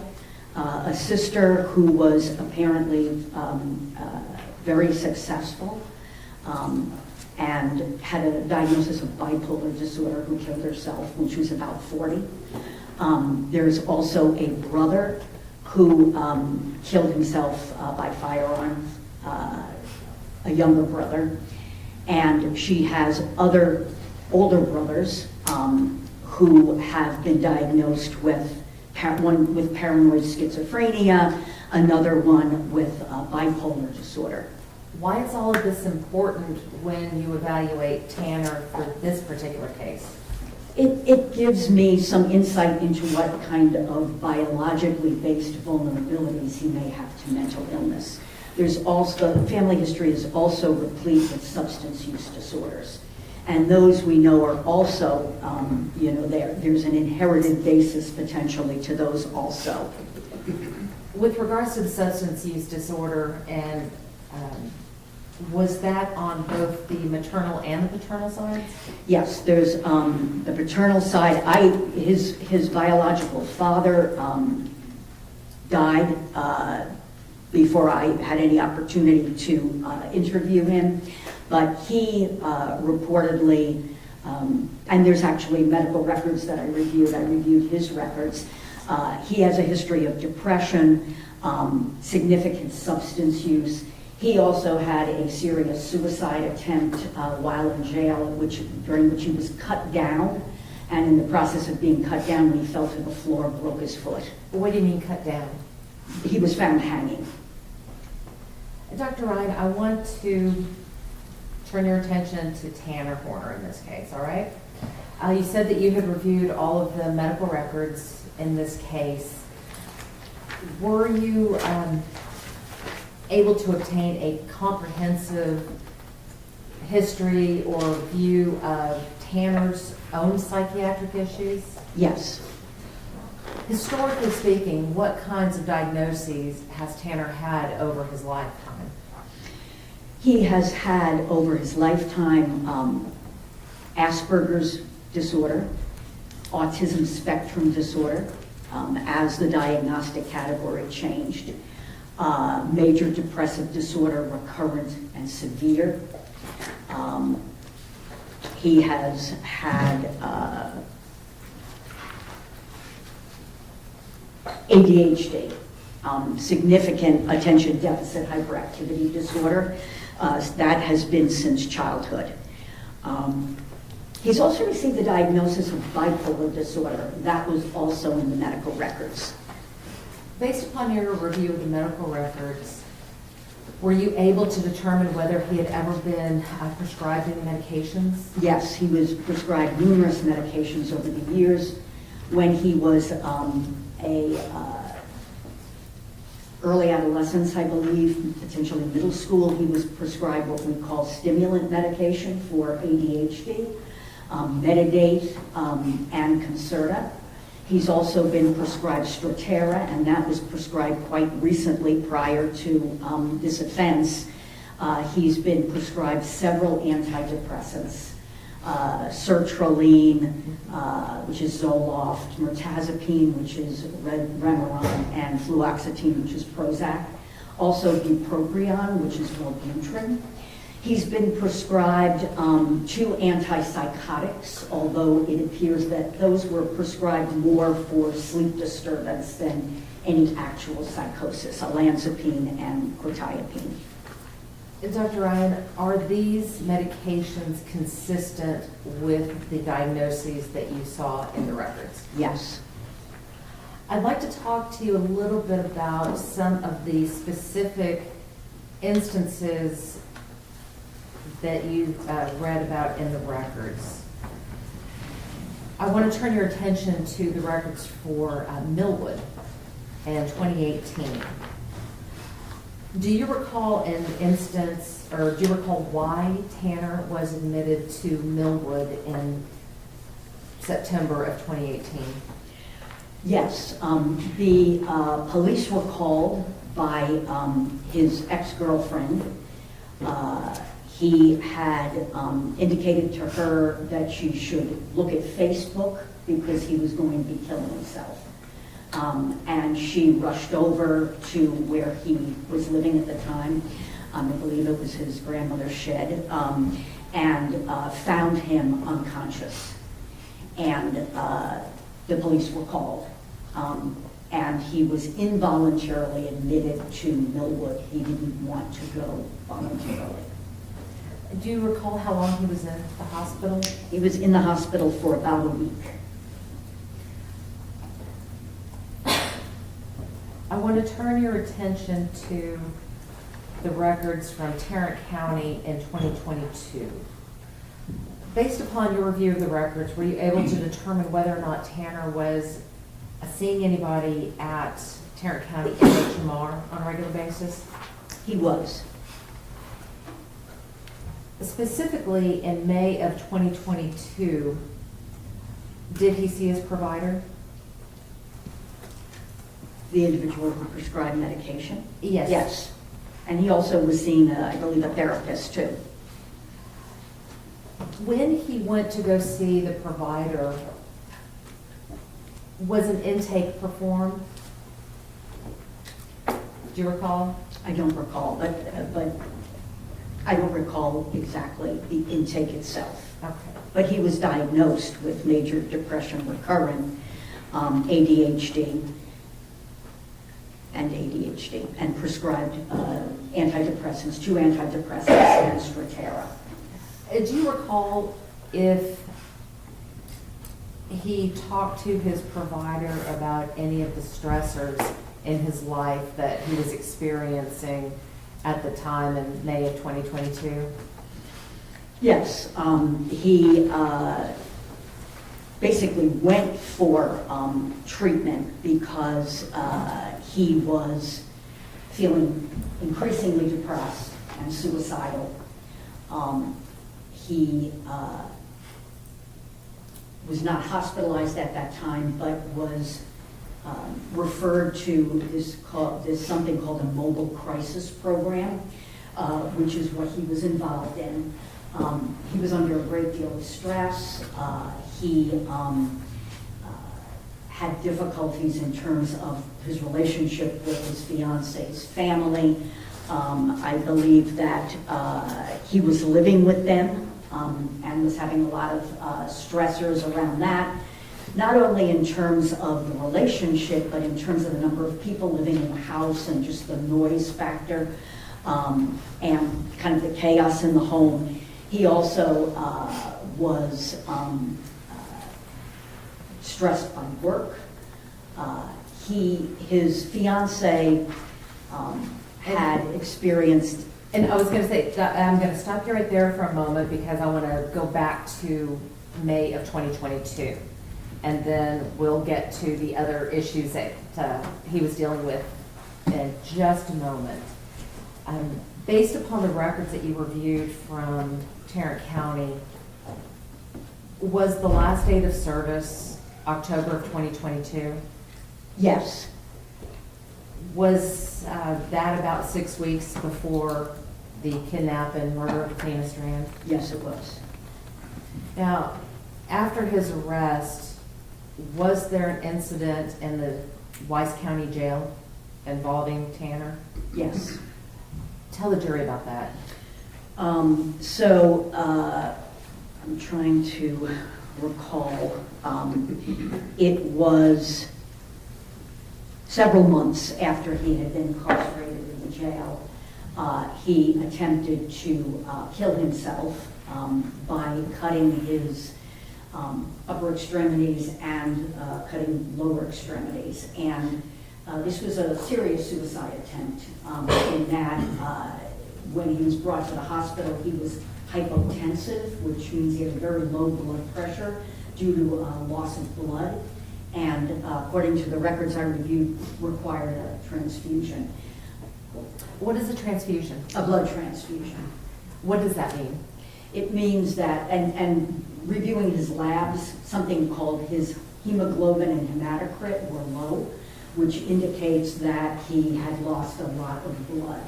And his, if I remember correctly, I think his systolic blood pressure, which is that top number in your blood pressure, which is typically about 120, I think his was like 50 or 60. So he had lost quite a bit of blood. What does it mean to have a systolic of 50 or 60? That the term is hypotensive. He was not, his blood pressure was very low, and that means that there wasn't a lot of blood for the heart to pump around the body. And he was, if I remember correctly in the records, it seemed like he was confused, somewhat disoriented. So this was a legitimate and very serious attempt. Dr. Ryan, in addition to the hanging attempt in 2018, the suicidal ideations in May of 2022, and the suicide attempt in the jail in May of 2023, were there other instances that you noted in the records of Tanner either causing self-harm or trying to commit suicide? Well, there's the head banging and the self-harm that he experiences when he becomes very dysregulated and overwhelmed. But there was also an incident when he was hit with a plank by his grandfather. He didn't see that coming, in large part because of his difficulty with perspective taking and seeing, kind of how people are registering emotion. His father knocked him down with a plank or some big stick to the floor. And he indicated this to me, and his grandmother did also. And he went upstairs and cut himself very deeply in a suicide attempt. Then he came downstairs. He was bleeding profusely. His grandmother took him to the hospital, and he received 16 sutures. He did not reveal to the hospital personnel that he had cut himself. He said he had, I believe he told them that he had cut himself. He had fallen off a roof or something and fell onto a gutter and cut himself that way. Dr. Ryan, based upon your review of the records and your evaluation of Tanner, is it your opinion to a reasonable degree of medical certainty that Tanner meets the diagnostic criteria for autism spectrum disorder? Yes. What about alcohol-related neurodevelopmental disorder associated with exposure? That's a little redundant on my part, but yes, a neurodevelopmental disorder related to fetal alcohol. Does he meet the criteria for major depressive disorder? Yes, he does, recurrent. post-traumatic stress disorder, Yes, attention deficit hyperactivity disorder, yes, motor tic disorder, yes. and you mentioned bipolar disorder rule out. What does that mean? You know, the records had numerous references to him having manic, or what we call hypomanic episodes. And I believe that he has been diagnosed in the records at some point with having bipolar disorder. However, you know, the kind of evaluation that I'm able to do in a forensic evaluation is far more comprehensive than the kind of evaluations that I can do in 15 minutes in my practice clinically. I just don't have that kind of access in a psychiatric evaluation clinically. I was able to review all of these records, talk with numerous collateral sources, and also to talk with Mr. Horner himself, and I could not determine that he actually met criteria for that disorder. Because, you know, all of these disorders have pretty strict criteria. You have to meet a certain number of criteria in order to get the diagnosis. He clearly meets the diagnosis for major depressive disorder, but you have to have, for hypomania, 4 days at least of clear hypomanic symptoms most of the day, on consecutive days. And for mania, it's 7 days. And I just couldn't get enough information to make that diagnosis. So does that mean he didn't have bipolar? No, it doesn't mean that. I just did not have enough information to make the diagnosis to a reasonable degree of medical certainty. Okay, hold on one moment.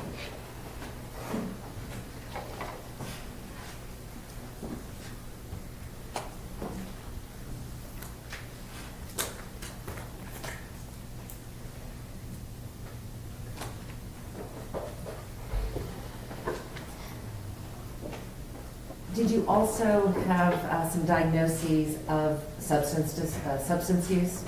Yes.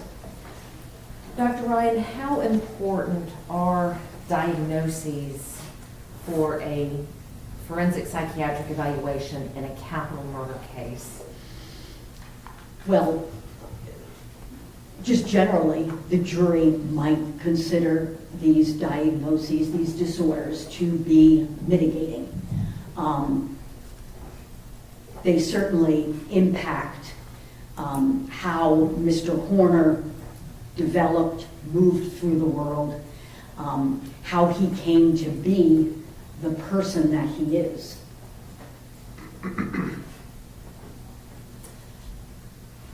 I want to talk to you a little bit about some of these individual diagnoses. We have talked about autism throughout this trial.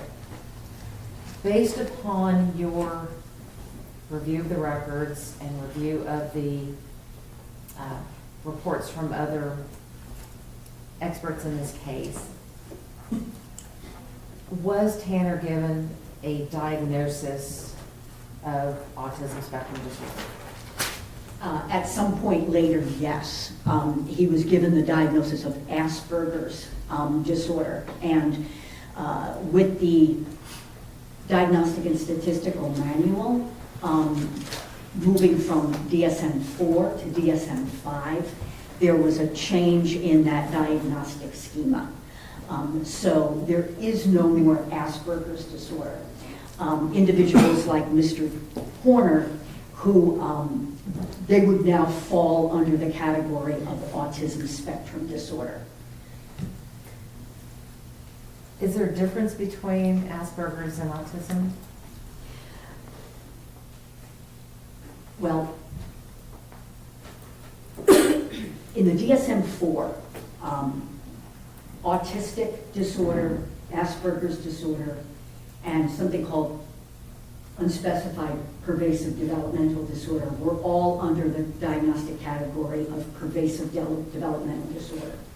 And autistic disorder typically was describing individuals who were significantly impaired in terms of their intellectual ability. So they often, more than 70% would have fallen into the intellectually disabled category, what used to be called mental retardation, and they didn't have language. So that was the difference. Asperger's was the diagnosis for individuals who had normal or above average IQ and also had developed language. But they still had severe social communication deficits. Based upon your evaluation of Tanner and of the witnesses, what kind of deficits did he present throughout his life? Well, he's had the major first criteria are persistent deficits in social communication and social interaction. And these have to be across multiple domains, not only in one domain. And he certainly, from the records, it was very clear that he had these difficulties. Deficits in what we call social emotional reciprocity. Being able to recognize social cues. I don't want to go into a lot of detail if that's already been gone into, but deficits in nonverbal communication. It was noted in the records that he made eye contact, didn't make good eye contact. What was interesting, and I suspect that this was related to some of the in-home therapy that he got, his eye contact was far too much throughout my evaluation. Staring, not doing, when typically when neurotypical people interact with someone, they don't maintain eye contact constantly. You drop your eyes, you look away a little bit. He very seldom did that. And I'm going to stop you right there and say, what significance is that? That he has deficits in nonverbal communication. So that's one of the things that if you're with him for a significant amount of time, you start to feel a little uncomfortable, right? Because there's that staring. There's also deficits in developing and maintaining relationships, and that was very clear in the records and from the history that I got from collateral sources. Speaking of the collateral sources, were the collateral sources that you spoke with, were they able to give you any further insight into the deficits that Tanner exhibited?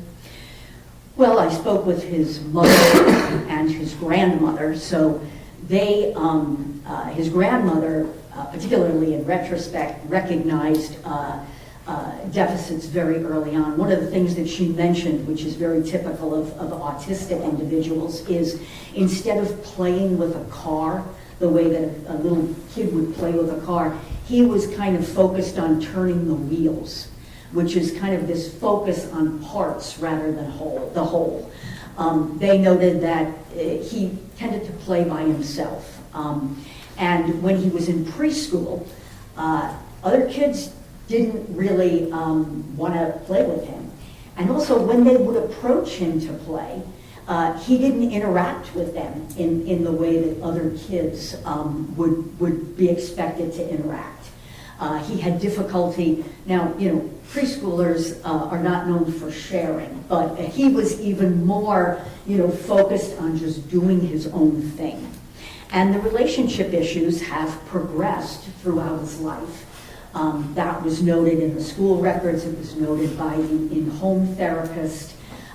These deficits that really prohibit him from taking other people's perspectives, communicating adequately, and then in adulthood, these kinds of deficits that you see with individuals on the spectrum, they become in many ways more pronounced in adolescence because you have to do things in adolescence in terms of relationships that are more complicated than during childhood. So things only got worse.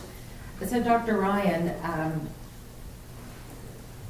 the information that you received from the collaterals, did they corroborate the testing of other experts? Did they corroborate what you saw in the medical records going back a decade?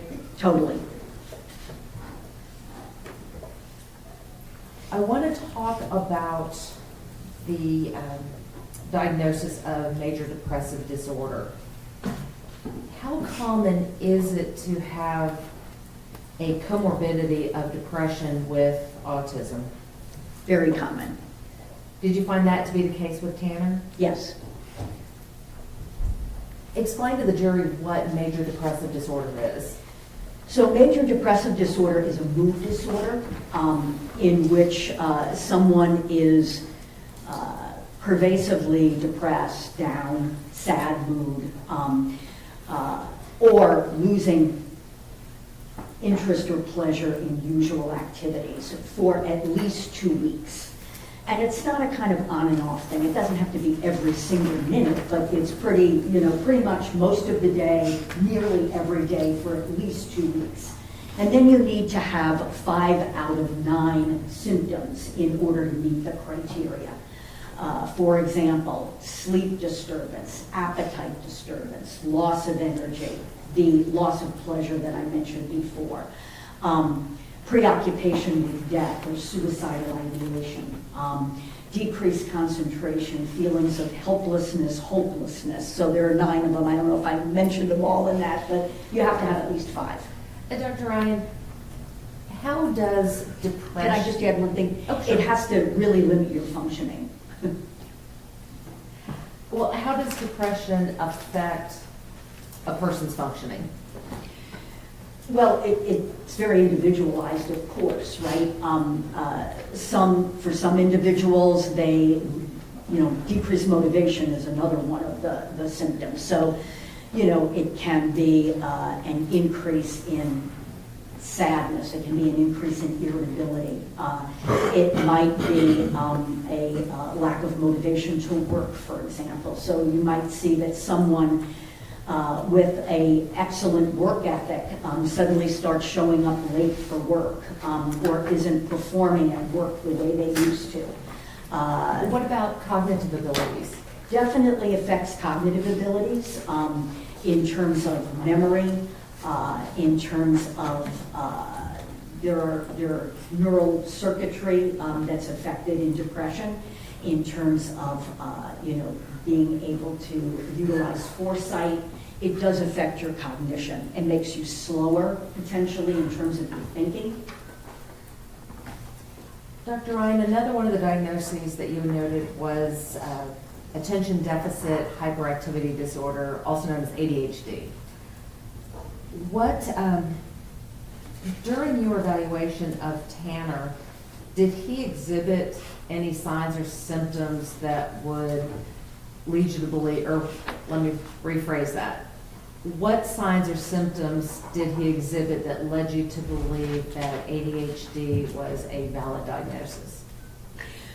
Well, you have to recognize that in a structured setting, I mean, we were in a interview room, just him and I, and even individuals with significant ADHD might be able to focus in interview.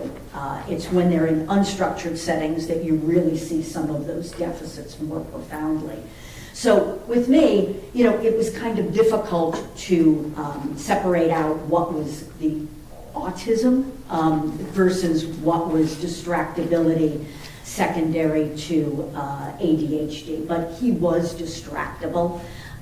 He was also, kind of impulsive, but he had what I would call impulsive responding that was at times very inappropriate, that could also be related to his Asperger, his autism spectrum disorder. I think, if I may, I think what's important is recognizing that these comorbidities, rather than just being additive, are compounding. So when you're adding in primarily autism spectrum disorder, major depression, ADHD, and PTSD, you're creating problems that are more significant than each of those disorders creates individually. Well, let's look at these three that we had just talked about. We talked about autism, depression, and ADHD. But before we do that, one thing that I wanted to ask you that I almost forgot about was there was testimony related to Tanner eating coins. Would that information be relevant to his ADHD diagnosis? Well, yes. The records seem to indicate, and the history from sources that I spoke to, was that he had a particularly severe form of ADHD. We see that with individuals who have had exposure to alcohol prenatally. That is related to, that fetal alcohol spectrum disorder is associated with pretty severe ADHD. That level of, kids pick up things and put them in their mouths, right? But it sounds like his eating coins was way out of proportion to what you would see, particularly if there was any level of supervision with just a kid who has ADHD. There's also, to be eating inanimate objects would be something called pica, which is another disorder. I don't have enough information to be able to diagnose that, but just eating random things that are objects. Dr. Ryan, so when looking at the autism, looking at the depression, looking at the ADHD diagnoses, how would these three working together impact a person's ability to cope with anxiety or stress? Just the autism spectrum disorder alone hampers one's ability to cope with anxiety and stress. So you add all of these other disorders, and you've got a compounding of his difficulties dealing with stress. And, stress is kind of a very generic term, but there are very specific kinds of stressors that really are particularly problematic for him. So disruptions in routine, for example. Right, and in about half a page, we're going to talk some more about the stressors in this case. But I want to go back to the diagnoses for a moment. Okay. These diagnoses that we talked about, they seem to have had an impact on impulse control. Now, with regards to the other diagnoses that he had, you had noted that there was a prenatal alcohol exposure. So I'd like to talk a little bit about that. Does a fetus have control over what the mother puts into her body? No. Are women supposed to consume alcohol while pregnant? No. Why not? Well, alcohol is a neurotoxin, and there is a great deal of research on the toxicity to the fetal brain.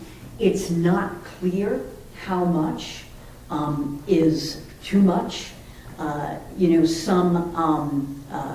Some literature and research indicates that 2 drinks in one sitting can be, which I think may be a little excessive actually, but there's research that indicates that can be that can be toxic to the developing brain. It all really depends on where this kind of an insult hits. So, in Mr. Tanner's case, his mother was very heavily consuming alcohol for the first 8.5 weeks of Go ahead. Now, I was going to ask, are there times in a pregnancy that a developing fetus is more vulnerable than other times? Yes, the brain is developing during that first trimester. And so what can happen if a mother drinks during the first trimester? It can have a very negative effect on the fetus's developing brain. What kind of effect can alcohol exposure have on a child's executive functioning? It can can very negatively affect executive functioning. And executive functioning is basically the frontal lobe of our brains. That area in the front behind the forehead is what is responsible for executive functioning, particularly what's called the prefrontal cortex. So that is important in terms of judgment, rational thinking, impulse control, those types of functions. How can drinking during the first trimester affect adaptive deficit behavior? Can you explain what you mean by that? How about if I move on to the next question, because that one didn't make any sense. So, how can drinking during the first trimester affect a child's social and emotional functioning? Well, particularly if it affects the frontal lobe, which is one of the areas that we would be looking at, it can affect their impulsivity. And as I said, children with fetal alcohol disorder, and there's two things. There's fetal alcohol disorder, right, which has characteristic facial features, which Mr. Horner does not have. And then there's what we call fetal alcohol spectrum disorder.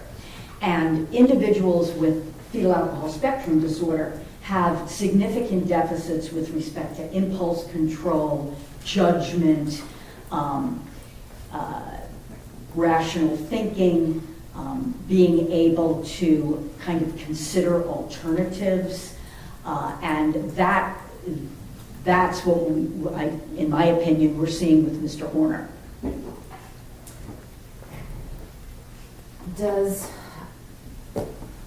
Are there any secondary diagnoses that are more prevalent for those with who have been exposed to alcohol in utero? Well, ADHD is definitely one of them. Is there a correlation between alcohol exposure and autism spectrum disorder? There's no causation. That the research has not shown any, for example, that alcohol exposure causes autism spectrum disorder. However, many children with fetal alcohol exposure and fetal alcohol symptoms, they have autistic traits. So one of the questions is, both of the diagnoses can exist independently, but children who have fetal alcohol spectrum disorder, children who have fetal alcohol syndrome can have autistic traits and have a higher percentage of autistic traits than the general population. So is it correlative, not causative? Definitely not causative. There's some correlation. Not between the disorder, but autistic traits. Dr. Ryan, one of the things that you had mentioned earlier was talking about, I believe that you said a causative effect of all of these diagnoses and how they kind of built upon each other. Compounding effect. Compounding, that was the word. Explain to the jury how all of these deficits and all of these diagnoses can compound each other, because if you have 3 different diagnoses that all label impulse control, shouldn't that just be one impulse control issue? No, because as I said, it compounds and creates more problems than if it's just each one individually. So for example, Mr. Horner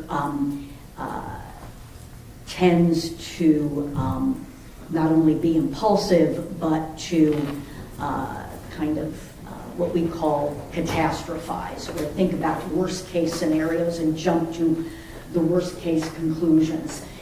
Depression, major depression, causes something that we call cognitive distortion, right? Which can make these kinds of thought patterns worse. So that would be an example. Dr. Ryan, we have a lot of diagnoses here.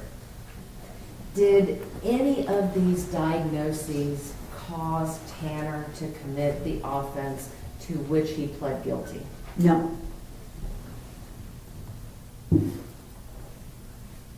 Did any of these diagnoses lead you to believe that Tanner was insane at the time of the commission of the offense?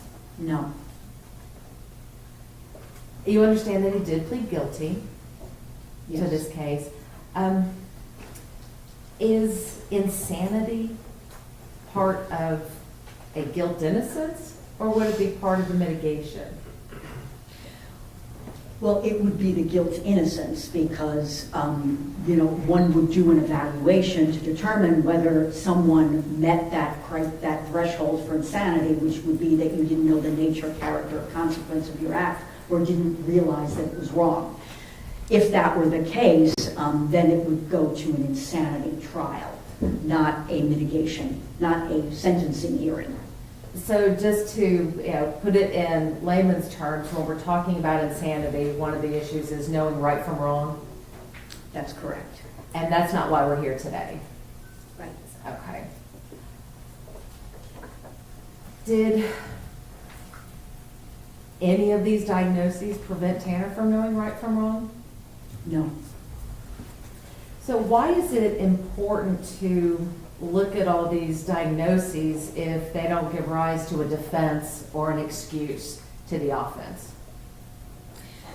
Well, I think that, in my opinion, these diagnoses indicate that Mr. Horner is a severely compromised individual, and that is mitigating in understanding how he was functioning leading up to the offense, and what kinds of factors went into him thinking the way that he was thinking around the time of the offense. And, there's lots of other aspects of it that a jury might find mitigating in terms of his childhood and development to get him to the place where he is now.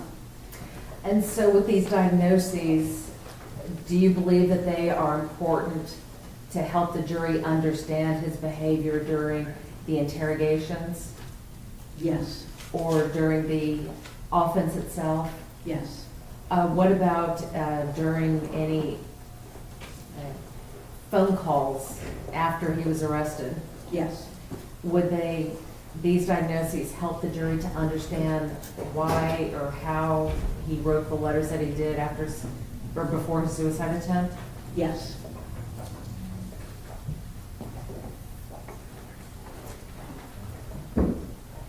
Dr. Ryan, I want to talk to you about the evaluation of Mr. Horner. When conducting a forensic psychiatric evaluation, do you get personal information from the person that you're evaluating? Yes, Do you ask them the intimate details of their lives? yes, Do you ask about traumatic events that may have occurred in their past? yes, I do. Do you also talk about the facts of the case?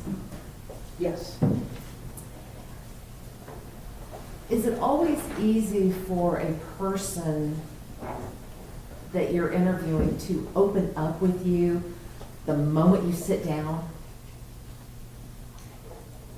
It's not typical for them to open up the moment that I begin the evaluation, though. Is it uncommon to not get the truth from the person the first time out? It depends on the person, but it certainly can happen. Is it, or do you find it uncommon that a person being evaluated might be less than honest about the traumas that they experienced? Yes. So why wouldn't a person just come out and say, this was my trauma, this was the bad thing that I did? Why is that so difficult? Well, I think I would look at it in terms of neurotypical people and individuals with autism spectrum disorder. So even for neurotypical individuals, it can be very difficult to talk about traumas that happened in their lives. For example, sexual trauma because they perceive it to be shameful. For someone with autism spectrum disorder, you've got the additional layering of difficulty with communication, knowing their own, basically knowing how they feel and being able to express how they feel. Is that why it's so important for a clinician and an evaluator to build rapport with the person they're interviewing? Yes. Is rapport instantaneous? Typically not, no. So does it sometimes take several visits to develop that rapport with someone? It depends on the individual, but it can. And it's not, excuse me, it's not so much rapport as, you know, a sense of, I would say, safety in terms of that person is less likely to judge the trauma that you might be revealing. Is that one of the reasons why you spend so much time with the one-on-one evaluations? That's one reason. It's also to, you know, understand about consistencies and inconsistencies with collateral sources and within the evaluation. Dr. Ryan, I want to talk to you about the facts of this case. Now, during your evaluation with Mr. Horner, did Tanner talk to you about the facts in this case? Yes. Did this happen the first visit? No, Did it happen on the second visit? I don't believe so. I didn't ask him anything about the offense on the first visit. I typically don't. Well, why don't you ask anything about the offense on the first visit typically? Because that is often a very difficult thing for individuals to talk about. And I don't want to disengage or shut down the interview by asking about the facts in the first interview. What do you mean by shutting down? Not talking any further or feeling so uncomfortable or so anxious that they don't provide the kind of information that I need to put the whole picture together. So there's a lot more information that I needed than just information about the offense itself. In order to understand more about what happened with Athena, I needed to know about him. I needed to know what led up to this. I needed to know things about his background, all of that stuff. And I'm typically not willing to compromise that by jumping into the offense right off. Do you find it more productive to wait? Yes. And talk about the offense later? Yes, that probably would have been a briefer way to say that, yes. I want to talk to you about what Tanner told you about the offense, okay? Did he tell you why he picked up Athena and placed her in that truck? Yes. And why did he do that? She saw him snorting cocaine. Dr. Ryan, you mentioned a word earlier that, and I cut you off on that one, but I'm going to bring it up now. You mentioned the word catastrophize. What does that mean? That means immediately and with a lot of emotional valence or a lot of emotion, imagining, believing that the worst possible thing is going to happen, regardless of how minor the event might be. You had the opportunity to see some of the video of the incident, and you reviewed some of the records related to the transcripts.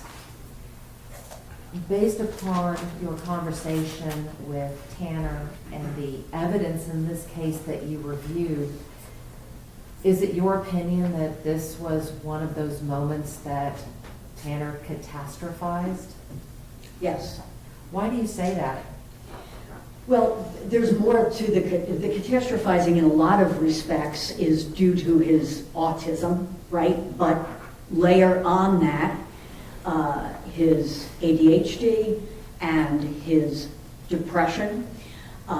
He immediately jumped to the conclusion that Athena saw him snorting cocaine, and so she was going to tell, and he was going to lose his job, which meant that he was not going to be able to support his son. He was going to lose his son, and that couldn't happen. And he's been sort of laser focused on his son for a long time. And his son was living with his fiance's mother, and he had limited contact with his son, and was distraught over that. And when he thought he was going to lose his job, that was going to be the end. Was that a reasonable jump from point A to point Z? Completely unreasonable. And is that jump from point A to point Z related to any of the other diagnoses other than the autism? Or is it just kind of a combination of everything that's been going on? I think it's the compounding. I think that the autism was definitely a major component of that. But I think that the impulsivity that goes along with ADHD, the major depression, I think that he's also very emotionally reactive related to his own past trauma. But I think that in that moment, that catastrophizing around, she saw me using the cocaine, she's going to tell on me, I'm going to lose my job, that's the end for me, I'm going to lose my son, was what went into this. So after Tanner has Athena in his truck, did he tell you what happened next? Well, getting up to that point, there was, from what he told me, he didn't know what he was going to do initially. He was having trouble kind of thinking at that point once he was convinced that he was going to lose his job because of Athena seeing him do this. He kind of didn't know what to do. And so he said that he, said there's something in the truck, and he was going to look for something. Do you want me to? Well, I'm going to stop you right there for a moment. I want to fast forward a little bit. Okay. To Athena is already in the truck. Did he talk to you about assaulting Athena? Eventually. Did he deny it at first? Yes. So,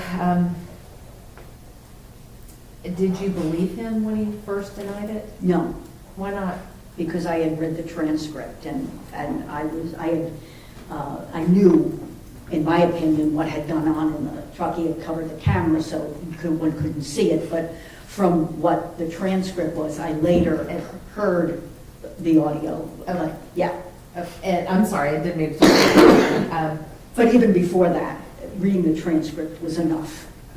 So, at any time, did you challenge Tanner on the lies that he told you? Yes. Was he eventually able to tell you what had happened? Yes, to the best of his ability, I think. Did he have any difficulty talking with you about it at first? Yes. What was his demeanor when talking about this? It was the only other time that he had a similar demeanor was talking about his own rape when he was 10. He was halting. He had what I would call an autonomic reaction, which is very difficult to fake, the autonomic nervous system. He was flushed.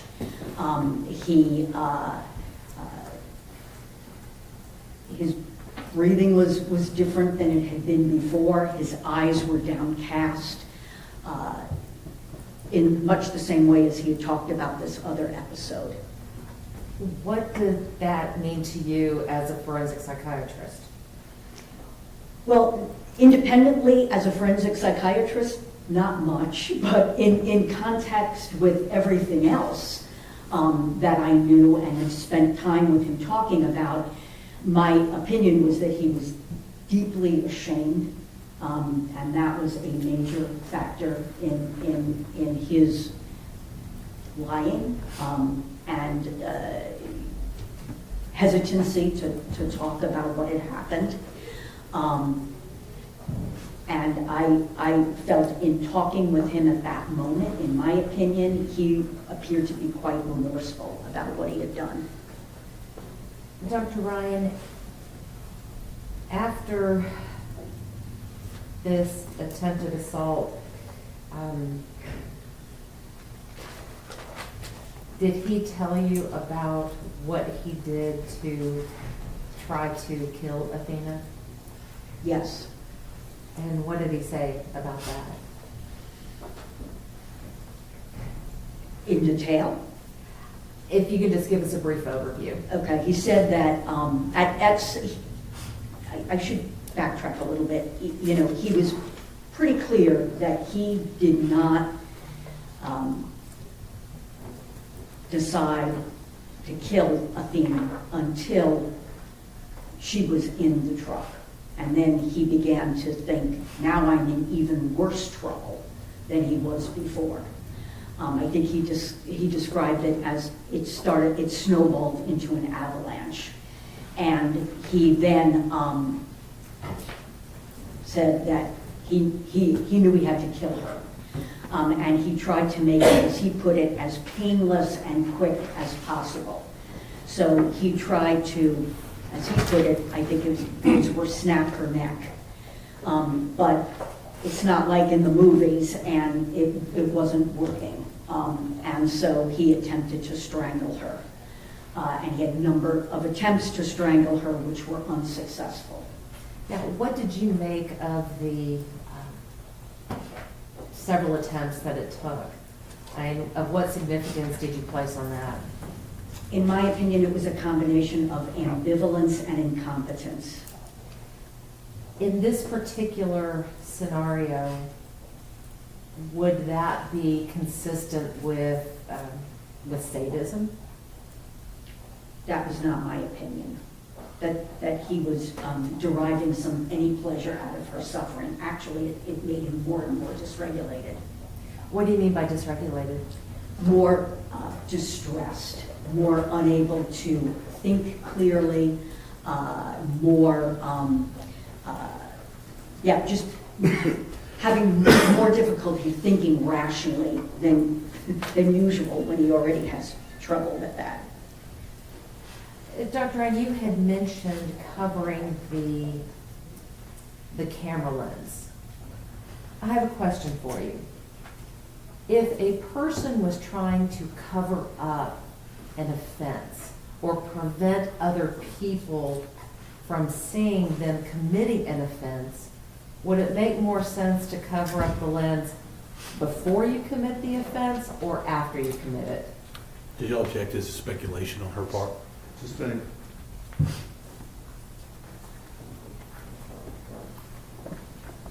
In your professional opinion, is what I'm asking, is would it make more sense to cover up a lens before committing an offense if you wanted people to not see it? I'll still object speculation. Understood. I'll let her answer that based on her evaluations. It would make more sense to cover it up before you did anything than after or in the midst of. What does that tell you about Tanner's thought processes throughout that incident? Oh, they're not linear, and he's not really thinking in a strategic manner in terms of the way that, in a strategic criminal manner. And Dr. Ryan, you had started to tell us about some of the stressors that Tanner had been experiencing leading up to this event. And I wanted to go back to some of that, okay? Were you able to determine whether or not Tanner was under any significant amount of stress leading up to this event? Yes, he was under a significant amount of stress. And, Your Honor, may we approach? Sure.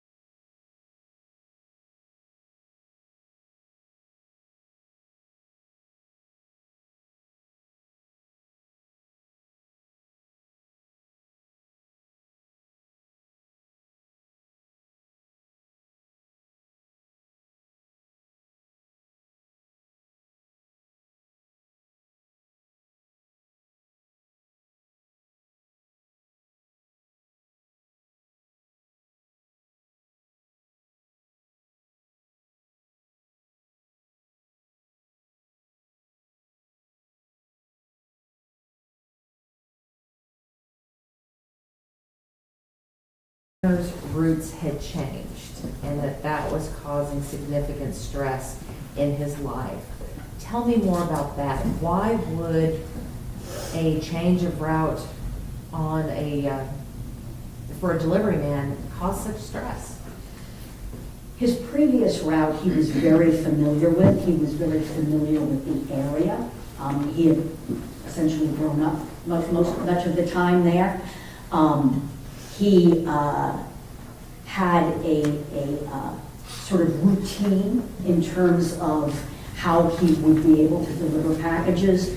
I think the reality is his new route or route would not, it might have been a bit anxiety provoking at the beginning for someone who's neurotypical. It took him much longer to deliver packages. I guess from what he told me, the driveways were much longer on this route. He was much less efficient, and his workday was far longer than it had been before. Generally speaking, how long does it take someone who is neurodivergent to settle into a new routine? Does it take longer than a neurotypical person? Yes, it would take longer. And, one of the things that he told me was typically prior to his son, he would have quit his job. He wouldn't have been able to handle it. And he had left multiple jobs. Like one time, he left his job at Outback Steakhouse because the dishes were piled too high.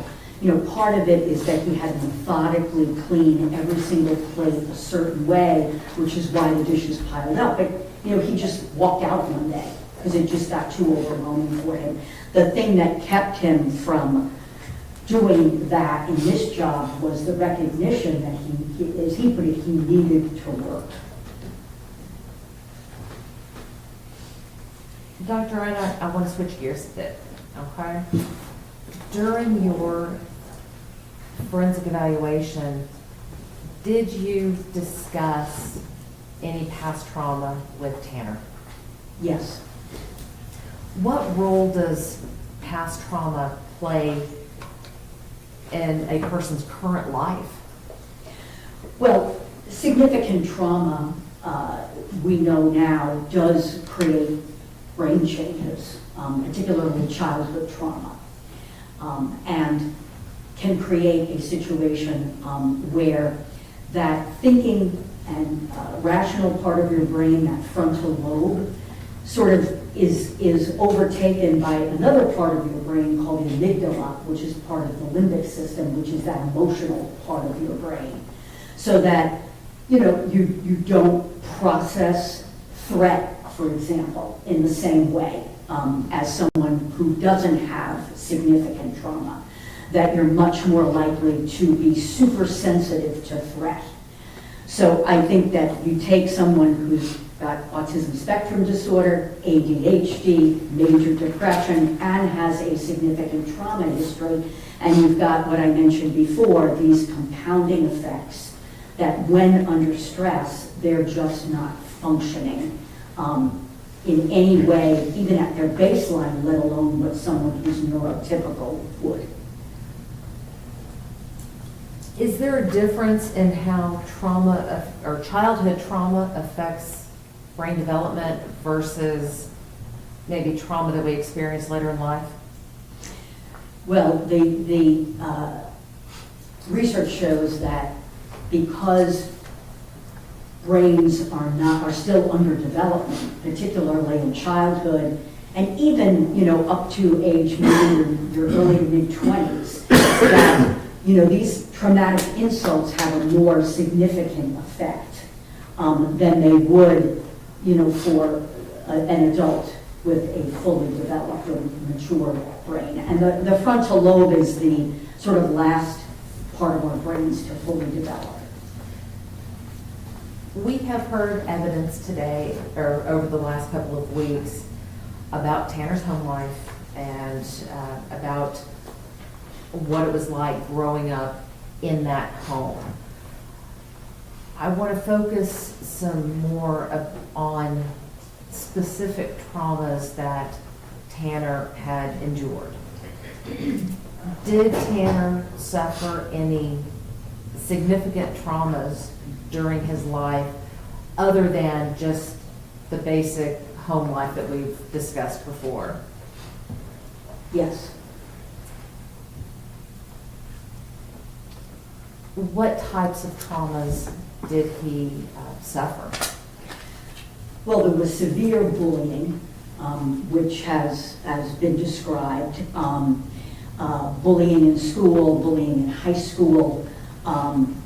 That is, we know, that is traumatic even for, if the bullying is severe, that's traumatic even for neurotypical individuals.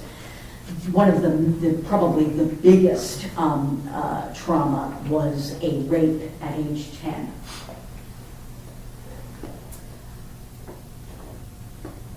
Were there any other traumas that you noted that related to his mother and his mother's drug use? Yes.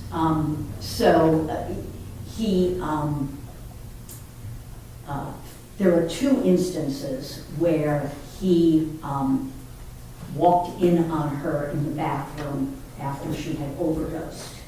One time when I think he was very young, and I believe his grandmother and mother had mentioned that. And another time when he was older, whether he was around 12 or 10, I'm not sure. But he actually found her passed out and with her pants down, which was a very upsetting event for him. Passed out on the toilet, and he thought that she was dead. What kind of effect could that have? I mean, finding your mother passed out on the toilet thinking that she's dead, how could that affect a child? It's a very traumatic event. It would be traumatic for anyone, right? Let alone someone who has difficulty processing their feelings, being able to rationally think. I believe he went and got his grandmother, who fortunately was in the home, but just feeling completely powerless, not knowing what to do, and believing that his mother might be dead. You talk about compounding effects of diagnoses. Are there compounding effects of childhood trauma? Yes. Explain that to the jury, please. Well, your what I had mentioned before, your trauma can affect the brain in such a way that it's called you no longer have a top-down effect, where during stressful situations you're able to rationally think your way out of them. You're more on emotional overdrive, and your emotions are basically taking over. And the more traumatic events that you experience, the more of a deficit state you're potentially going to have. That situation is going to get worse. So I would say that that's what, there's trauma upon trauma. Now, there's a significant amount of trauma in his life that he was not able to express to me how he felt about the trauma. It was only with these very significant ones that he was able to express any kind of emotion or thinking about what was going on, because they were kind of overwhelming. You had mentioned some of these traumas. One of the traumas that you had mentioned was the fact that Tanner had been sexually assaulted. How old was he when that occurred? 10. What happened? What he explained to me was that he and two other kids were setting little brush fires in a field and peeing them out. And one of them got out of control and came close to the house. It was put out by the landlord of the property and somebody else. And his mother afterward told him to go over and apologize to the landlord, who he went over there and subsequently was raped by the landlord. Were you able to corroborate Tanner's story? Well, there was no witnesses to it, actually, but there was information that hung together with it in such a way.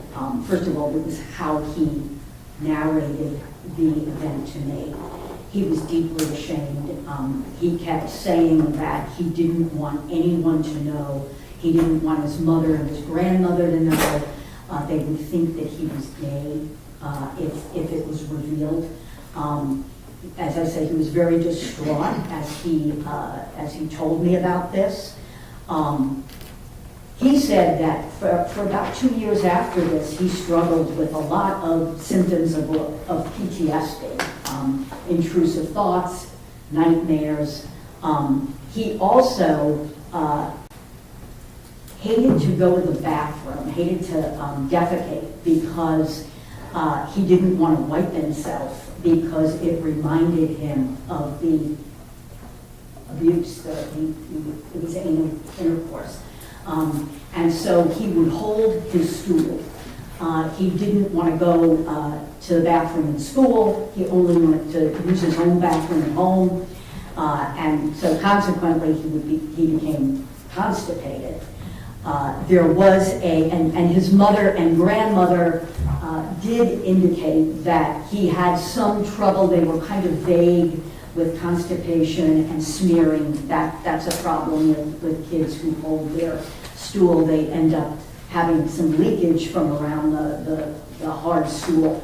And also there was a medical record when he was about 19 that indicated that he had significant bleeding from hemorrhoids and had gone to the emergency department for this. Now, constipation is a major, you got to think in a 19-year-old, what would be the cause of that significant hemorrhoid and rectal bleeding?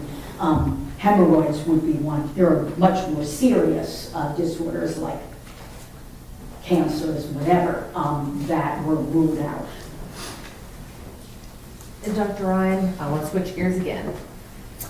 During your interview with, or let me back up, in preparation for your interview with Tanner, did you review the interrogation videos? Yes. I think we can agree that during those interrogation videos, there were a lot of lies that Tanner told. Yes. He lied to the FBI officers. He lied about not knowing anything about the abduction. Lied about where he hid Athena's body. And he lied about several other things. Would you agree with that? Yes. Based on your training and your experience as a forensic psychiatrist, why do you think he lied? To stay out of trouble. Is that uncommon? Yes. Now, I want to talk to you about what we see in some of those interrogations. There was, now, just going to come right out and ask, I'm going to talk to you about zero, okay? Does Tanner meet the criteria for multiple personality disorder? Well, it's called dissociative identity disorder now, but no, he does not, in my opinion. So how do you reconcile this with the interrogation where he's claiming to have this alter ego named Zero? In my opinion, I think that the police did an excellent job of making him more comfortable. I think that he wanted in my opinion, I think he wanted to confess, and this made it easier to do so as sort of a third person, rather than, himself. Dr. Ryan, did you hear the testimony of Dr. Fritz regarding her experience with level 1 autism patients and speaking about themselves in the third person? I think I'm not sure that I did about that. I tried to watch some of it, but I had some connectivity issues, Okay. and I didn't see all of it. Well, in your practice, and based upon the patients that you have observed, do you find that it's easier for them to speak about themselves in the third person? Sometimes it is. Sometimes it's easier to do that and kind of distance yourself from it. What do you mean by distancing yourself from it? Distancing yourself from what happened. It's kind of moving closer and closer to, taking some responsibility. Do you think that Tanner actually believed that the officers were buying his act? Yes, I think he believed that they were because of his deficits in perspective thinking. I mean, I think that anybody who would have seen that video would have known that it was not legitimate. But if they knew anything about dissociative identity disorder and PD, but I think he believed that they believed him. Does this go into what we were referring to as the theory of mind? Yes. How so? Well, he has an impaired ability to recognize what other people are thinking and feeling. And that is related to the autism spectrum disorder. Many individuals with autism have that problem. In your experience, do you ever find that when someone who is on the autism spectrum is being questioned or pressured into giving an answer, do they ever just give an answer to make it stop? Yes, I mean, not even, you don't have to have autism spectrum disorder to do that. People can do it who are neurotypical. During your evaluation of Tanner, did you find this to be true with him?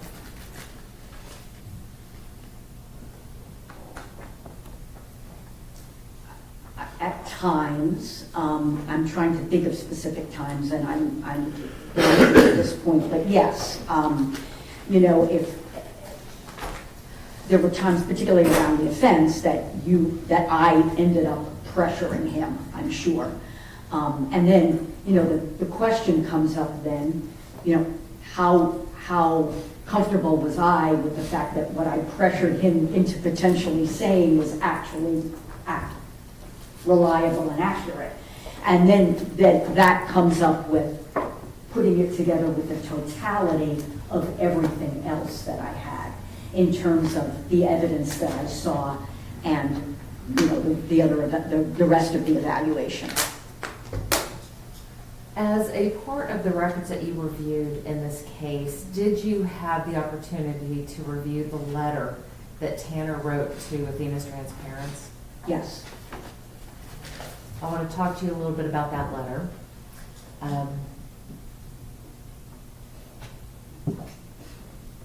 You had mentioned before that about autism and people on the spectrum being able to show their emotions. Explain to me and explain for the jury, can someone with autism feel emotions? Yes. Do people that are on the spectrum have difficulty expressing those emotions that they feel? Yes, they can. And is that kind of what we call alexithymia? Yes. Explain what alexithymia is. It's a trait that of being, and about 50% or more of individuals with autism spectrum disorder have this, of being unable to understand and express your own emotions.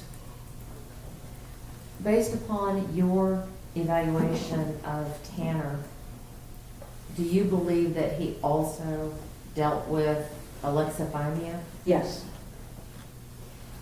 When you made that observation, at the time, did you have the report from Dr. Fritz, who also noted alexithymia? No. So your conclusions were independent of each other? Yes, I didn't get her report until after my evaluation and prepared my report. So how might someone with alexithymia present to another? In what situation? Well, what I'm getting at is, you said that they had difficulty expressing their emotions. When someone has difficulty expressing their emotions, is it possible for the emotions that they do express to be misconstrued? Oh, yes. How so? Well, you know, throughout Mr. Horner's life, and I observed this during the evaluation, he interacts with people in ways that are off-putting, in ways that can be perceived as, for example, arrogant, as a know-it-all. That's just a couple of examples. But his ability to perceive what others are thinking of him is very disturbed. Now, I want to explain that this alexithymia is not an all or none thing, right? And his ability to recognize his emotions and express them would be improved under conditions that are more structured, for example, and less emotionally dysregulating. So getting back to the letter that Tanner had written to his parents, in reading that letter, how can you gauge what is a true expression of emotion? You know, I think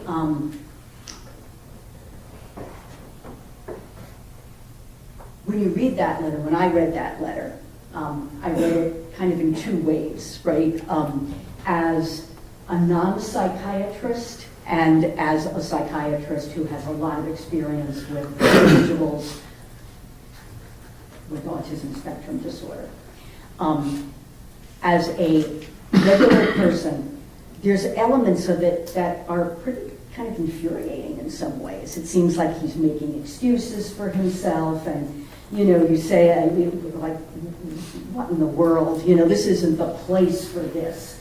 On the other hand, having spent so many hours with him and recognizing how he moves through the world, in my opinion, he was expressing remorse. He felt genuinely awful about what he had done. He recognized as much as he could that he had brought pain to parents because he is a parent himself. And in my opinion, that was as far as he could go, and it was genuine that he felt terrible about what he had done and wanted to express that. Was that feeling consistent throughout your interviews with him when he spoke about the event? When he spoke about Athena and the event, yes. And Dr. Ryan, I promise I'm almost done. I just have one other issue area that I want to get into with you, okay? What is the AAPL? That is the American Academy of Psychiatry and the Law. What do they do? Well, it's an organization, basically, of forensic psychiatrists, and Forensic psychiatry is is the clinical and scientific application of psychiatry to legal questions and issues. So this is an organization of forensic psychiatrists, and they are involved in teaching, education. Their mission is to, one of their missions is to promote a high standard of forensic evaluation. Do they publish guidelines related to forensic evaluations? Yes. Are these mandates? They're not mandates, no. They're guidelines, recommendations to assist psychiatrists in performing a variety of types of forensic evaluations: insanity, competency to stand trial, civil evaluations, capital evaluations. So are these basically just a set of best practices for forensic psychiatrists to use when doing these enumerated evaluations? Typically, yes. And typically, should a person, or should a doctor who is doing one of these evaluations follow those guidelines? Yes, I mean, there certainly can be deviations, right? Because every evaluation can be somewhat different because individuals are different. But if you deviate substantially from the guideline, you should have a very good reason for doing so. Should someone practicing forensic psychiatry for 20 or 30 years, should they at least be aware of these guidelines? Yes. When you conducted your forensic psychiatric evaluation of Tanner in this case, did you follow the guidelines set forth by the AAPL? Yes. I hesitate because I've gone over them so many times with fellows that I'm teaching that I didn't read it before I went in to talk to Mr. Horner. But yes, I'm very familiar with them. Dr. Wright, I want to talk to you a little bit about how Tanner has adjusted to his time in jail. Counsel.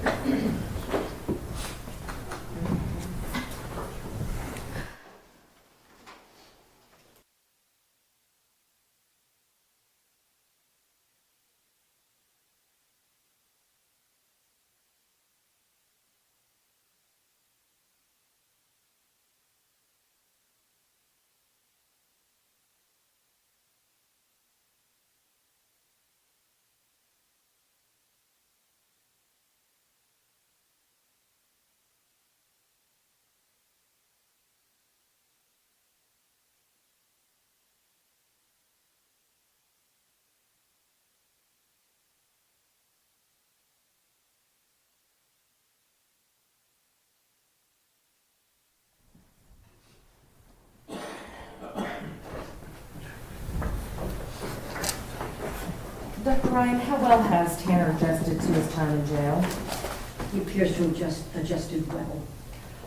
When he was in Wise County Jail, did he have any disciplinary infractions? Did he have any write-ups? I believe that there was an incident where he was hitting a wall. I don't know if it was with his head or with his fist or whatever, and didn't stop when told, and so was placed in a restraint chair for a few minutes. I'm not sure if that was Wise or Tarrant County, actually. So, That was it.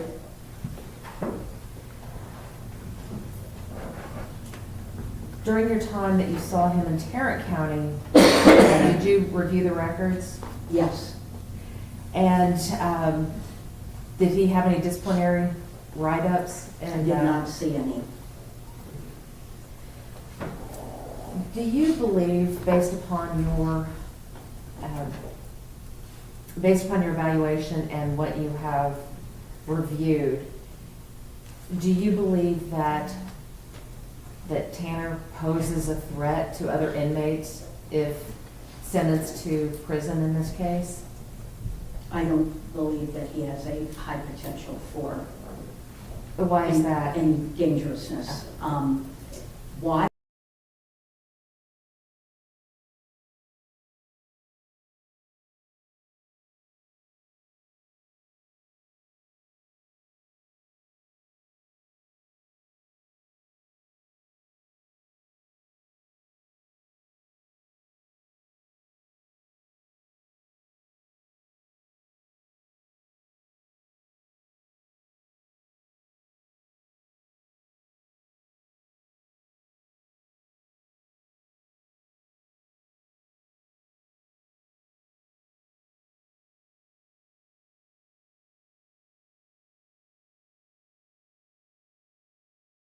that would be compatible with being a major violence risk in a prison environment.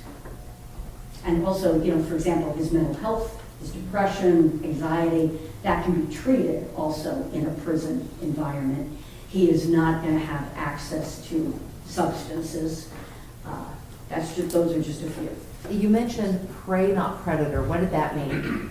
I think that he's much more likely to be assaulted than to assault prisoners. You also mentioned structure. How important is a structure to someone who is on the autism spectrum? It's very important, and that lack of structure was part of what kind of brought him to the point that he was at. Lack of routine, lack of structure. Structure is very important, and prison is a very structured environment. He'll know there'll be routines, and he'll know what those are. Do you feel that someone who is on the autism spectrum would be able to function properly in a structured environment such as prison? Yes. You had mentioned that you had looked at his history. Did Tanner have a history of violence? He had a history of some assaults. They were more, kind of flailing out in response to bullying, for example. There was an incident where I believe he got into an altercation and spit on someone's car. There were, fights in high school. Of course, in school he was very badly bullied, but they were not major violent episodes where he seriously harmed anybody. Well, Dr. Ryan, what I'm getting at is when Tanner had these episodes or incidents, were they instances of him being aggressive or were they instances of him being reactive? More reactive, and his aggression has been mostly toward himself. The last thing I want to talk to you about are some of the other diagnoses that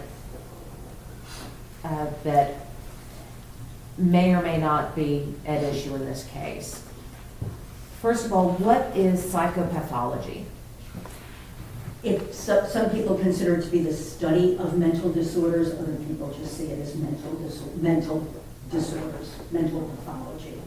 So is psychopathology the same as psychopathy? No. Is there a diagnosis in the DSM for psychopathy? No.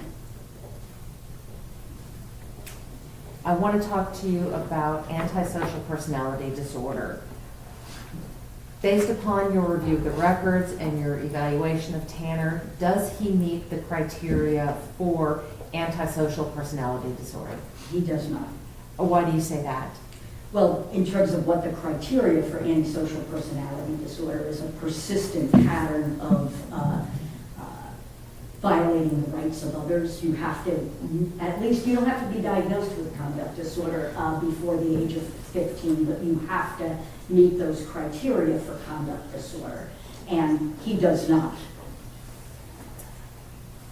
Explain to the jury what a paraphilic disorder is. A paraphilic disorder is a disorder in which an individual has persistent sexual arousal to something or someone other than consenting, mature individuals. Was there any indication in Tanner Horner of a paraphilic disorder? No. Does sexual sadism fall under a paraphilic disorder? Yes. You mentioned earlier that what we saw in the video did not constitute sadism. What about sexual sadism? In my opinion, it did not. No. Why not? Well, in my opinion, he was not aroused in any way by her suffering, by Athena's suffering. He, in my opinion, the multiple attempts were more, as I mentioned before, related to his ambivalence and his incompetence at doing what he was trying to do. And lastly, doctor, I want to ask you about pedophilic disorder. What is that? That is a paraphilia, one of the paraphilias, persistent sexual fantasies, urges, interests, lasting at least 6 months or more toward prepubescent children. Did Tanner meet the criteria for pedophilic disorder? No. Why not? Well, there's no indication from anything that I read that he had a sexual attraction to, there was no child pornography in any of the discovery.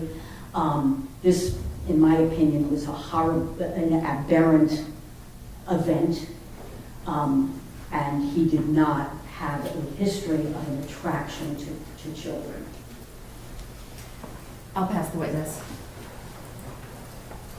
Other people are telling me I need to see. Okay, so we'll come back in the morning, finish with Dr. Brian. Van is on its way. They're saying probably around 5 o'clock, so I think I'm going to get you out of here then in time. Okay? So enjoy. Good afternoon. Stay safe. We'll see you in the morning.